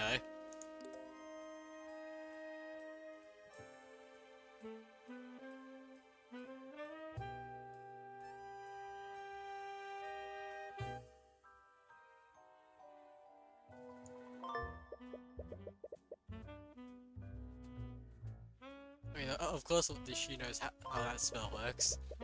She has those kind of spells. What is this? Stone skin? Who is that? You have that? You have that too. What is going on? You have a bunch of spells and... Okay, whatever. That's a lot to work through. Yep, this is what happens when a bunch of mages are caught in the middle of a murder. Honestly, you've been lucky until now. Nevertheless, I need to look over each of these spells when they become relevant. You think you found everything you can relating to Von Chenk's murder? Perhaps you should move out somewhere else. It's about time we get so much spells. This is definitely a finale case, that's for sure. Now to the west balcony. We arrive at the west-facing balcony of the cathedral. Supposedly this is where the murderer threw Sybil's body to the lake. Oh, hello there. As Inspector Yari catches the attention of an old man nearby. From his garb, he appears to be someone who worked at the cathedral. I don't believe we met before. What are you doing here? Sorry for the intrusion. I'm Tyrion Cuthbert, and this is my bodyguard Celeste McCoy. We investigated the murders on behalf of heart of Prosecutor Stillman. Tyrion Cuthbert, I have heard of you. You're not nearly as criminal as I expected him to be. Judging from his thoughts, he probably hasn't heard many good things about you. But forgive my rudeness, I am Tyrion Cuthbert, High Speaker of the Church of Bahamut. So you're the one who saw Stolen here during the murders. Do you mind if we ask you some questions? He scans you warily. I suppose there would be no harm in that. Let's examine this first, actually. Arcanum. There are traces of transmutation magic on this piece of debris. That would imply a spell specifically target or create whatever this came from. I doubt someone created these bits of gravel. Must have been broken off from something else. This balcony provides a perfect view of Lake Galakrond. A lot of people probably came here when the Grand Cathedral was open to the public. I see a military stronghold in the distance. They must be able to see a lot from that high up. There's a lot of debris in the ground. They're dumb and see it appears to be some kind of gravel. Yeah, we just investigated that. Dumbass. We heard that you saw the prosecutor acting strangely here. Could you tell us more about what you just saw? Did it look like she was having a psychotic episode? I wouldn't go that far, but she was certainly acting strangely. How did you come across her? Well, I was on my way to the prayer room. I always recite prayers from the draconic texts from around that time. Wait, you was heading to the prayer room? When I saw her, I first thought she was enjoying the view of the lake. I was about to greet her, but when I approached her, I saw that she was drawing something off the edge of the balcony. I was to see her dumping Sibel's body. You're probably correct. I came to that same conclusion after they found the woman's body below us. Although, what is it? I only saw her for a second, so perhaps I'm wrong. The Lady Sibel's was wearing much brighter colors this morning. Whatever still went through into the lake, it looked much darker. What does that mean? I'm sorry, I can't really explain it. Perhaps I was just seeing things, my eyes aren't as good as they used to be after all. Could it be the trick of the light?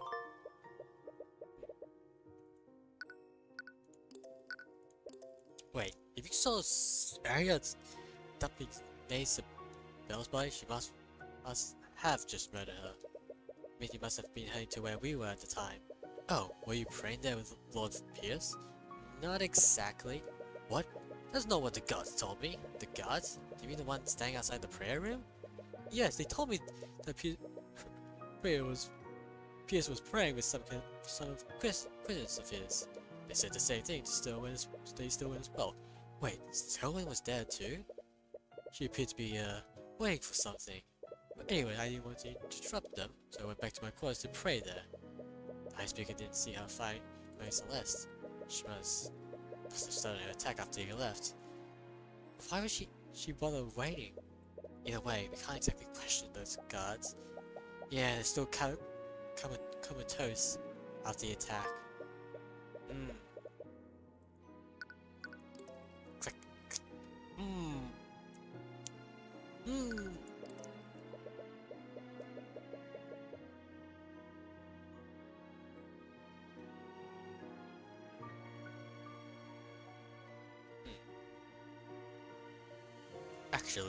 Actually, the High Speaker's quarters aren't that far away from the prayer rooms. How did you not hear anything? Ah, it must be because of the magical wards in my room. Magical wards? Are they there for security reasons? Not exactly. I actually suffer from chronic insomnia. Even the smallest sound would wake me up at night. Years ago, I had some major checked walls, so sound couldn't travel through them. I can't hear anything from the rooms once I shut the door. It sounds awfully convenient, but I doubt he would lie about something you could easily verify. Either way, you should make note of this. You believe that you found everything you can here? Perhaps you should move somewhere else. Move away at the garden. I mean, there's 3 other places, I guess. Let's go with the garden first. You arrive back at the castle gun, can come across that cursed statue again. That's a unicorn statue. It's staring into my soul. But stop looking at it! As you move your attention away from the grotesque sculpture, you spot the crown prince. He's sitting on the bench surrounded by some knights from the king's guard. His brow is frowned. He seems to be deep in thought. Oh, Mr. Cuthbert and Mr. McCoy too.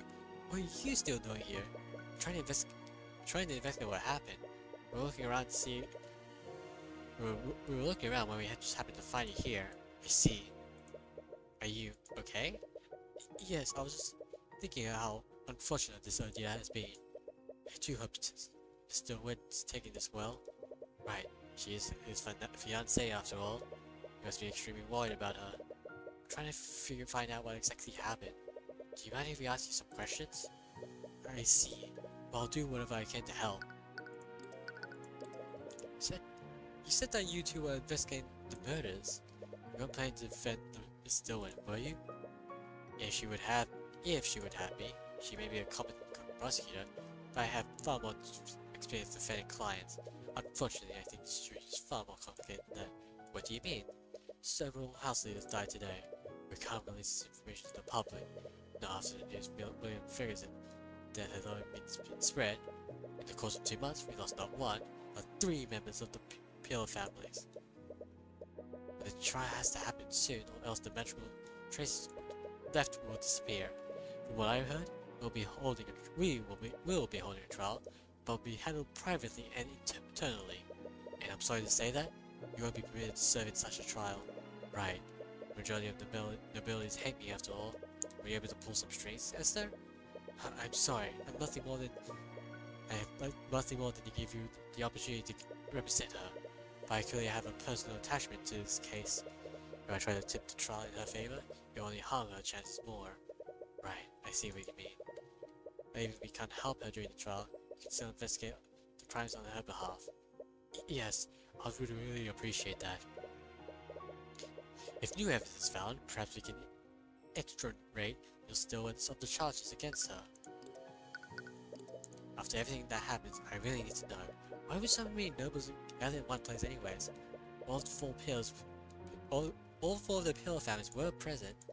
I understand if you don't want to tell me, but this information could be vital in figuring out what really happened. No, I see your point. The truth is, we all gathered to mourn the death of my father, King Oliver the Guard 9. Wait, the king is dead? Yes, we wanted to avoid releasing this information to the public so close to the death of William Frigger. My father has been ill for quite some time, so we were prepared for this. Or at least I thought I was. I also lost my mother when I was quite young. It's sort of a little hard to take in. I'm sorry, you have my condolences. Thank you. If King Oliver is dead, that would make you... Yes, your parents dead. Currently stand before King Esther the Word. Why God, rule of our kingdom. Considering everything that happened, he seems less than true about that. I suppose that explains why all the nobles were gathered. They came under the gifts of paying their respects, but it's clear they all wanted to get closer to the new king of Wyvern.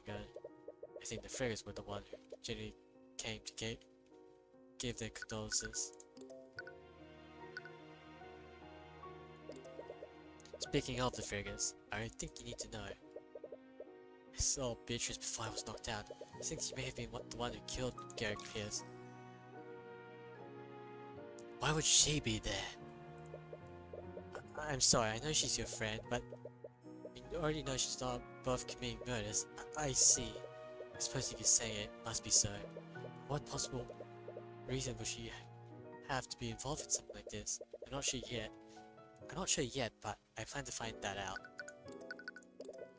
By the way, where were you during the murders? I remember you left with Stillwell when Celeste and I arrived at the cathedral.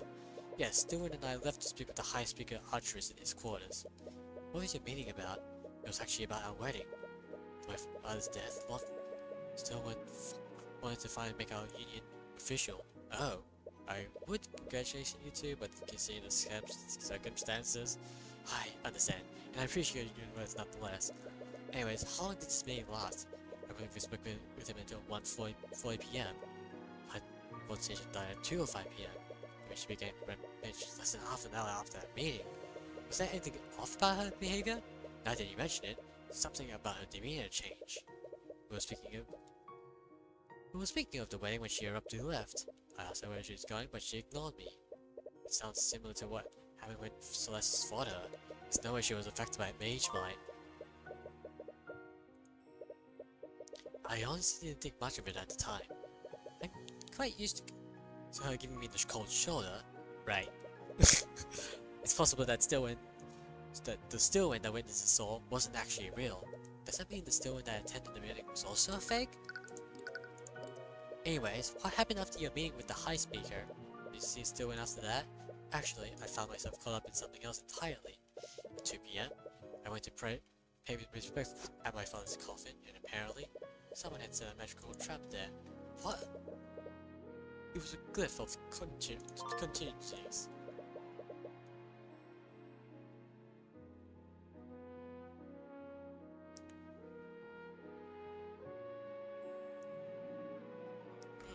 Okay.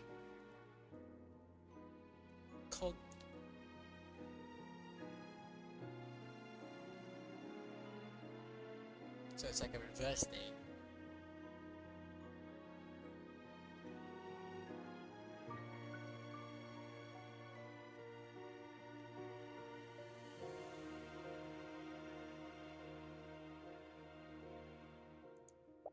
I have heard of that spell. It's like a trap you can set. You can infuse any spell into it.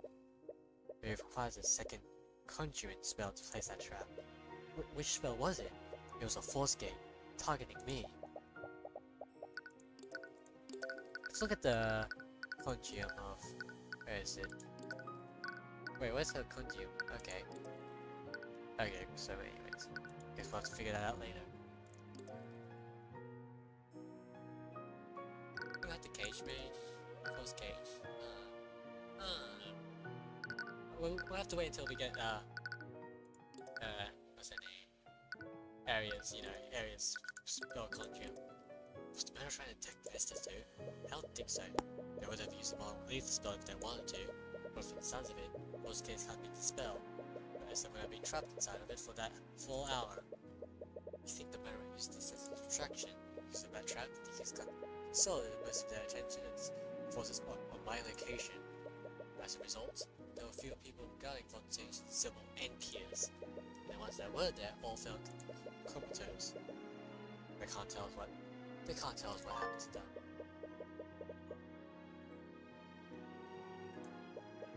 Yeah, another inexplicable event is added to the list. After everything you learned, you're hiding that Stillman was affected by Mage Blight. Someone must be behind what happened, but who? Anyways, it seems he told you everything he knows. It seemed to bring this much after he was trapped by that force gate. You should move somewhere else and follow your other leads. What goes through the mind of such a tortured creature? What is with you in this statue? I don't know, but I can feel its emotion as if they were my own. It's an inanimate object, Tyrion. The Pegasus. Arcanum. There's no magic there, you idiots. Stop staring at the statue. She attacked the member of the royal guard and killed several nobles. What else is there to investigate? The law is clear about what we must do. We should execute immediately. Elric, the situation is far too important to make such a rash decision. We need to approach this calmly and carefully. As you return to the nave, you spot the young prince in an argument with that nobleman saw earlier. How do you think about it? You still have no idea who he is.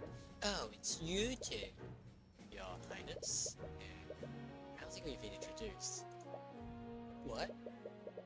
I see you're still as insolvent as ever.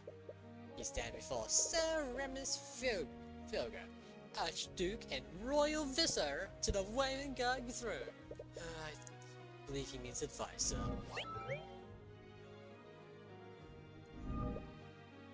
Archduke? I don't even know.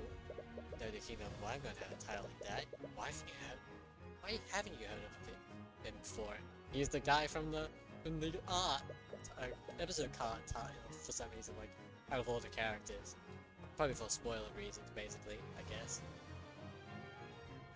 Why are you two still here anyways? I don't think he's gonna be defendant, I guess. I thought the Kestrel was closed for the investigation. We're investigating what happened on behalf of Stillway. I see. Anyways, I have much to attend to. I'll be taking my leave. Says a tingle with anxiety. Is he avoiding you? Actually, since we have you here, we have some questions for you. The both of you. You should know your place, knave!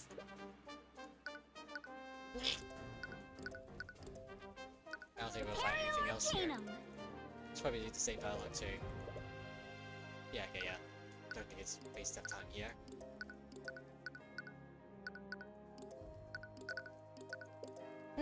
Every time I see you, something horrible ends up happening. It's as if you bring trouble wherever you go. I doubt that. My occupation just puts me in these positions. So you go around looking for trouble then. Well, he's not wrong.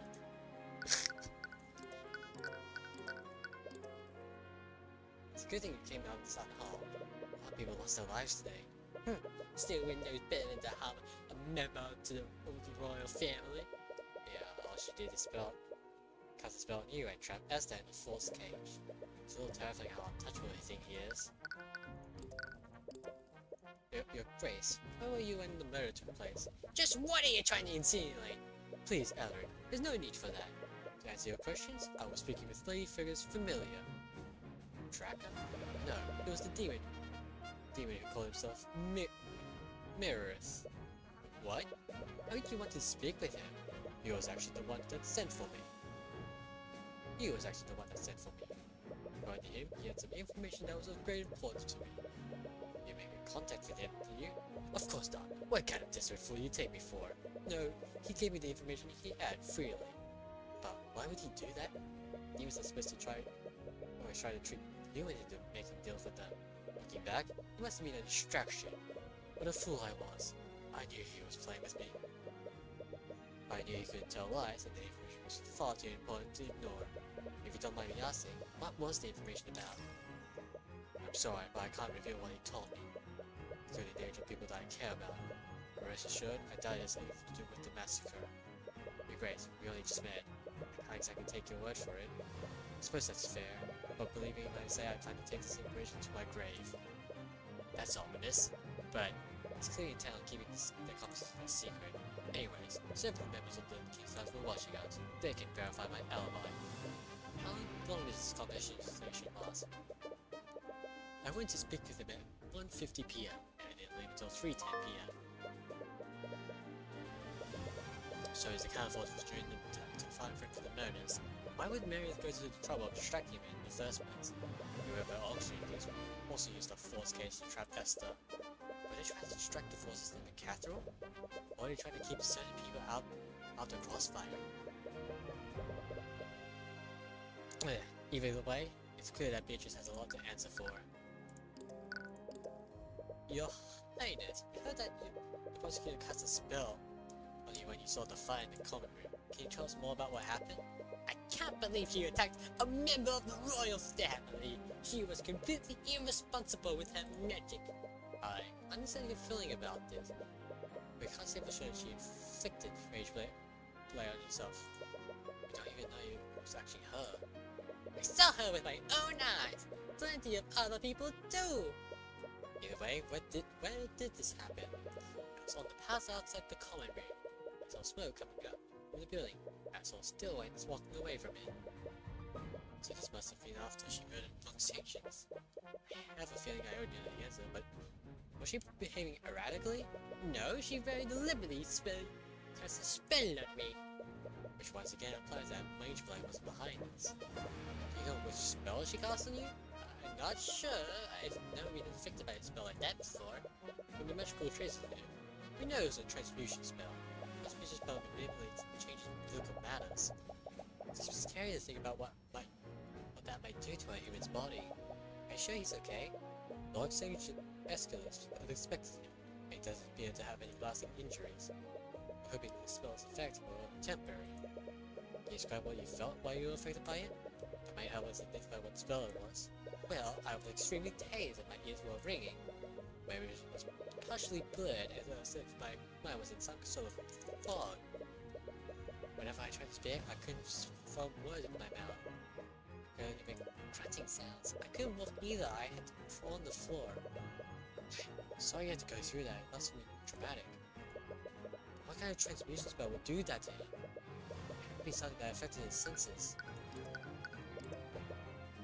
You already told us that she wasn't acting erratically, but was there anything off about her demeanor? I only saw her for a moment, but she was definitely acting different than usual. She was completely emotionless. Yeah, that's exactly what she was like when I flew her too. It's like she was an arcane construct. Her moves were almost robotic. Wait, are there any arcane construct on the castle grounds? No, not for the lack of...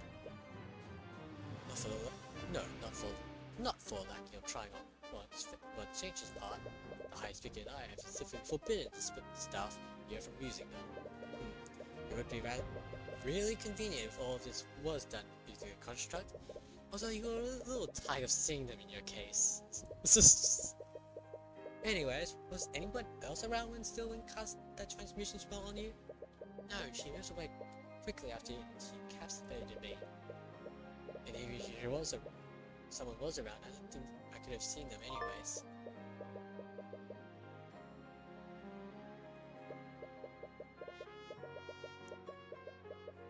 Commander White also said he was also surprised no one saw the prince until after the spell wore off.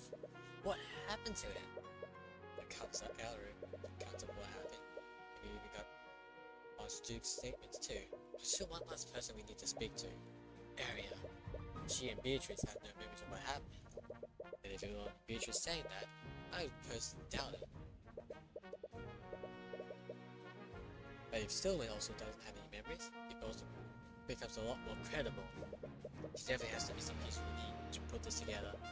Are you going to speak with her? I am. Wonderful. I'll be accompanying you. What? As the Royal Advisor, I have a vested interest in the investigation. I trust Lucia to leave no stones unturned. I have heard here you have quite talent for seeing what the crowd cannot. Well, it's not as if you have the authority to stop him, but you still don't know him very well. You need to be wary of what you say in front of him. One last place. You arrive at the dungeon and see the prosecutor sitting in a holding cell. She seems extremely stressed. It's as if you're trying to figure out something out. Mr. Bird and your Grace? Stillwind gives a wary look to the Archduke. How are you doing? As best as I can, all things considered. What brings you here? I'm trying to investigate everything that happened. I see. I was wondering if you could answer some of our questions. Stillwind, I know your situation is pretty grim right now, but you know you can trust me. You're not the person I'm worried about. At this moment, I don't even know if I can trust myself. What? We heard that you have any memories of what happened. Is that true? It is. No matter how much I try, I can't recall anything. What's the last thing you remember? I believe I was leaving my meeting with the High Speaker and His Majesty. After the meeting, I was planning to return to the nave and speak with my father. I suddenly feel nauseous. I thought some fresh air might help me feel better, so I went to the balcony. The one over Lake Garuk? Yes, that one. Last thing I remember was losing consciousness as soon as I looked at the lake. It smells before this happened. No, I didn't. Are you sure you don't remember anything after that? I don't. After all I remember is waking up to the sound of someone sobbing. It was Celeste. She was crying over your unconscious body, Mr. Bird.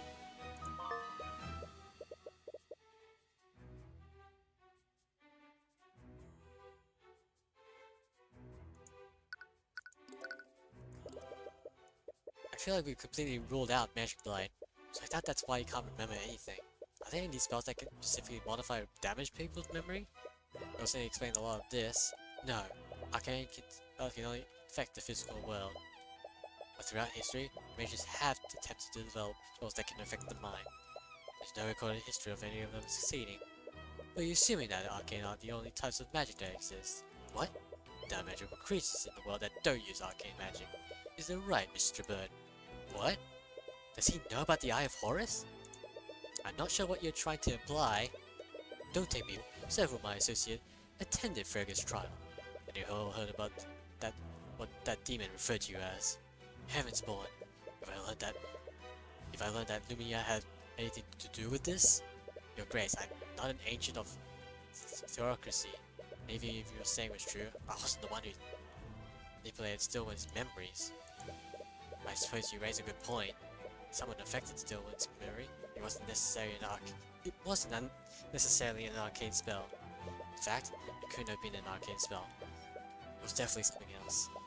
You're probably right. Which proves I'm responsible for the murders. What? Just said that you don't have any memories of what happened. Why are you so convinced that you're responsible for this? I saw the equations already. I saw Beatrice before I passed out. She's clearly involved in this somehow. There's more to this than you realize, Mr. Bird. For the past few months, the Equation and I have been investigating this strange string of excuse me. Yeah, okay, forgive me a second.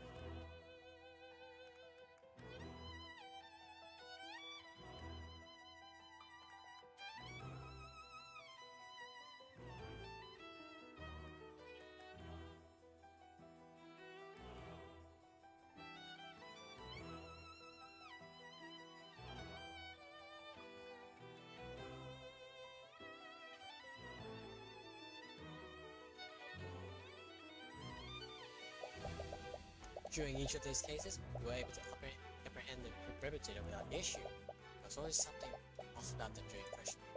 There was always abnormally abusive and passionate. Each of the perpetrators did the same thing. They all said they had no choice. No choice? Cases that have been occurring throughout Widegun, drawing little connects the perpetrator to each other. All except one thing. Each of them acted as if someone had controlled them against their will. They're probably just desperate. As well as trying to make an excuse after they're caught. It could even just be in complete denial. I even said the same thing, but these cases were far too similar to me to ignore. I wanted to leave them to tell the truth. I'm sure murder was committed by an unknown party. And any concrete evidence, I knew I was getting closer to something. Still, I don't need to be rude, but this sounds completely insane. You don't even have any physical evidence to prove these murders are connected. There's one piece of evidence, but it's hardly concrete. But it does tie these cases together. It takes out a small package from bodies and shows it to you. It's a purple symbol. Several of the people arrested had an item with the symbol on it. None of them knew where it came from, or even what it was. We all knew somehow it was called the Purple Dog. There has to be an explanation for this, which would be some astrological superstition that we don't even know about. If that's true, then ask yourself one thing. Where did I get this handwritten from? Young me, I found it in my pocket after I was properly confined. Whoever I've been chasing must have left it there to stop me. For I know I could have controlled my mind before I controlled myself. Either way, this all proves the massacre of Catherine is related to it.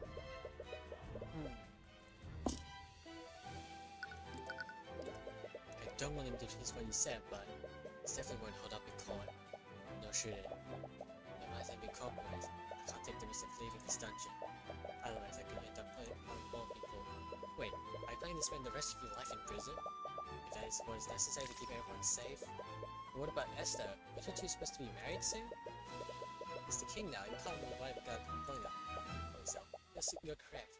He's always been a remarkable person. You should have no problem finding another suitress. You feel an overwhelming sadness emanating from her as you said that. Marry her. No. What? I'm not going to sacrifice everything for someone else's actions. Mr. Bird, I'm not risking more lives. If I were to hurt His Majesty, I would never be able to forgive myself. Please don't ask that of me.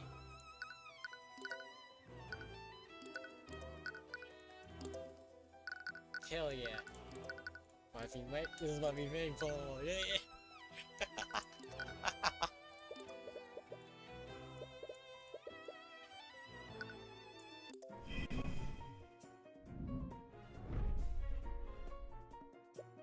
Let's do it.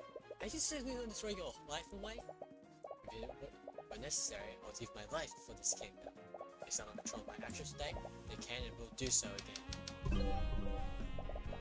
As long as that possibility exists, I can't trust myself.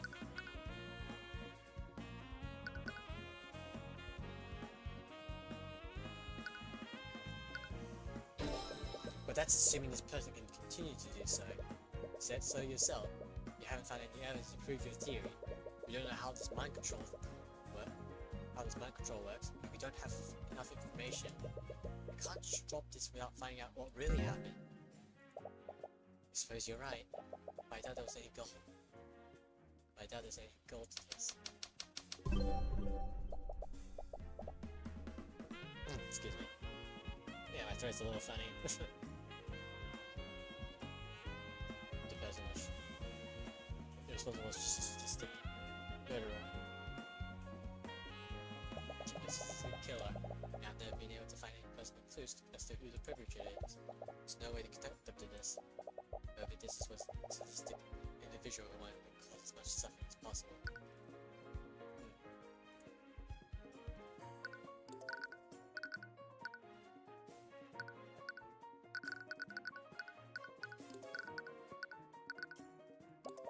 Nope.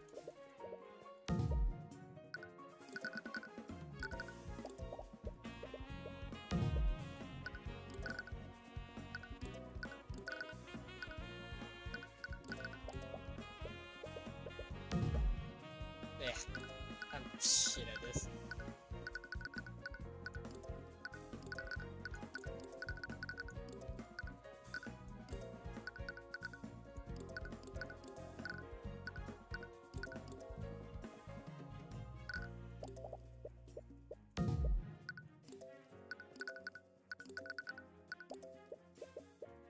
Damn it. Like I was just basic text like, you lost. Try again. Okay, just get this all amusing, that's all. Not gonna pop too much on it.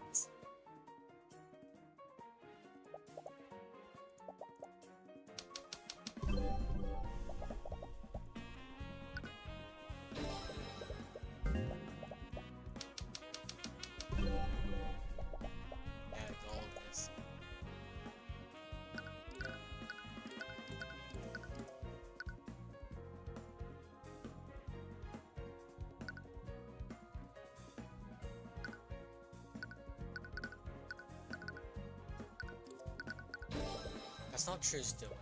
However, this have very specific targets in mind. Both Prince Alec and the High Speaker saw you when the murder was being committed. Not to mention, they set a trap for Esther. What? Let's assume that someone was controlling them. They wouldn't have less Eric, Archers, or Esther alive if they were trying to kill as many people as possible. I suppose you have a point there. Even so, that hardly narrows things down. If someone was controlling me, they would need to use the Catherine to use me. But you're right, the free victim. There's plenty of people who might want to see those three dance.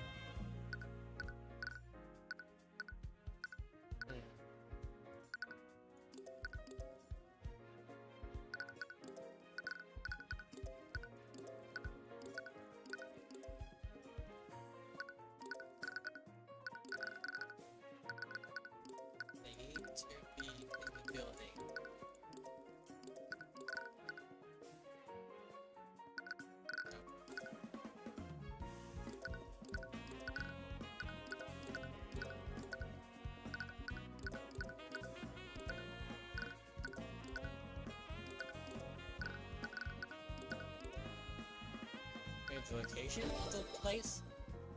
There's one thing you're overlooking. Before the murders took place, someone trapped Esther within a force cage using whips of contingency. They didn't harm him. It was probably just distraction. Even so, the thief has two important clues. First is that whoever did this is capable of casting those two spells. This means that the perpetrator was a mage. It's true. The second clue is the most important one. Whoever set that trap for Esther, did so within 24 hours of it triggering. It was the perpetrator must have been someone who intended the fear. So as one of them, that narrows out down our list of suspects substantially. There's a chance we can identify who did this. And if they really did control the actions, we can find a way to prevent them from doing so again. Still wait. You need to fight this. I can't. What? Why not?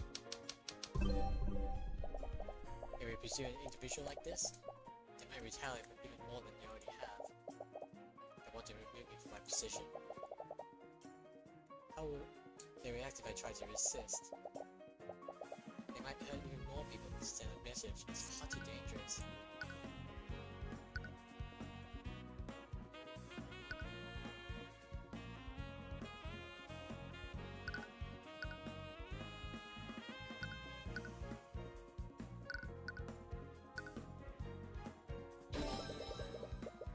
Whoever did this had a goal far bigger than you. And you have no guarantee they'll stop there, here. 3 numbers died today, and 2 of them were near the top of the political heritage scene. What if they would decide to go after more victims? Who would they target next? The father? The king? We need to catch them before they can do more harm. I know you're frightened about what might happen to the people close to you, but we can't let someone that dangerous get away with this. When you put it that way, I suppose I have no other choice, do I? Hell yeah! My throat hurts. I never realized it before, Mr. Burt. What? You really have a bad habit of putting your nose down people's business, don't you? Yeah, I suppose I do. But you're right. I can't let this go. I'll find a way to dispute this somehow. Thank you, Mr. Burt. If we've known each other long enough, you don't need to be so gullible. Yay! Perhaps I misjudged you. I know I agreed to fight this, but what is it? You're the most qualified attorney in the nobility. You'll definitely be able to make a case for yourself. As you probably know, House Sybil controls the legislative and judicial branches of our kingdom. And they nominated my father as the prosecutor for my trial. What? No one believes my theory of mind control. Apparently, I have spent my magic and gave myself mage blood. As a result, they blame House Stillman for Cole and Silver's death. Now, the only way for them to redeem House Stillman is to convict me and sentence me to death. But he's your father! There's no way he would. This isn't the first time something like this has happened. When I was a child, my mother and I said he used my magic and induced mage blood within himself. In a resulting psychotic episode, she massacred an entire village of colonists. No. House Stillman almost lost everything after that. To redeem himself, my father personally oversaw my mother's trial and her execution. That's... My father valued his duty to provide me over everything else. Nothing matters to him more than that, not even his family. I want to have confidence in myself, but I don't know if I can face it like this. Mr. Byrne, what's your stake in all this? What? You hate the nobilities, don't you? Why are you so intent on helping Miss Stillman? Because she's innocent. I know she is. She would never be irresponsible enough to give herself mage blood. Mr. Byrne, it doesn't matter if she's a noble or commoner. She's being oppressed by the system, and she does a fair trial. Well said. What? I, Remus Biogun, hereby grant you the privilege to serve as Miss Stillman's counsel. Wait, really? I'll be acting as the judge arbitrator of Miss Stillman's trial. It is within my right to grant such permissions. Thank you. But why would you... You think I made a mistake? No, of course not. I'll serve as Stillman's attorney. If you'll have me, of course. There's no one I would trust more than this. And please, if that was from your already. You don't have to be so formal. Please call me by first name. So this has already taken to doing that. But since you've been defending me, you'll probably need this. Yep, no cage thing or whatever. Firebolt. That does make you a little suspicious. But still, look, cage thing.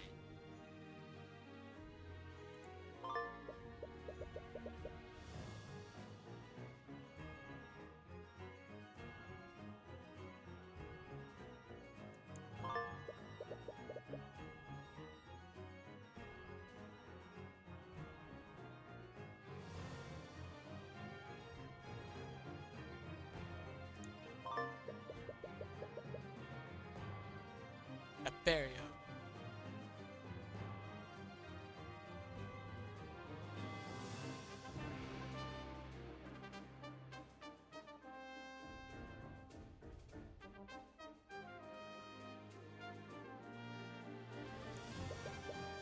And so, we will hold a trial by her, the city of Ledon.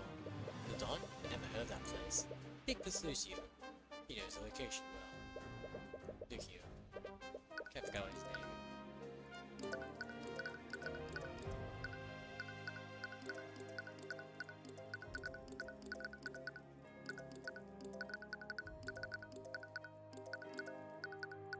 Oh, that guy. Before you can ask any more questions, the Archduke leaves without a word.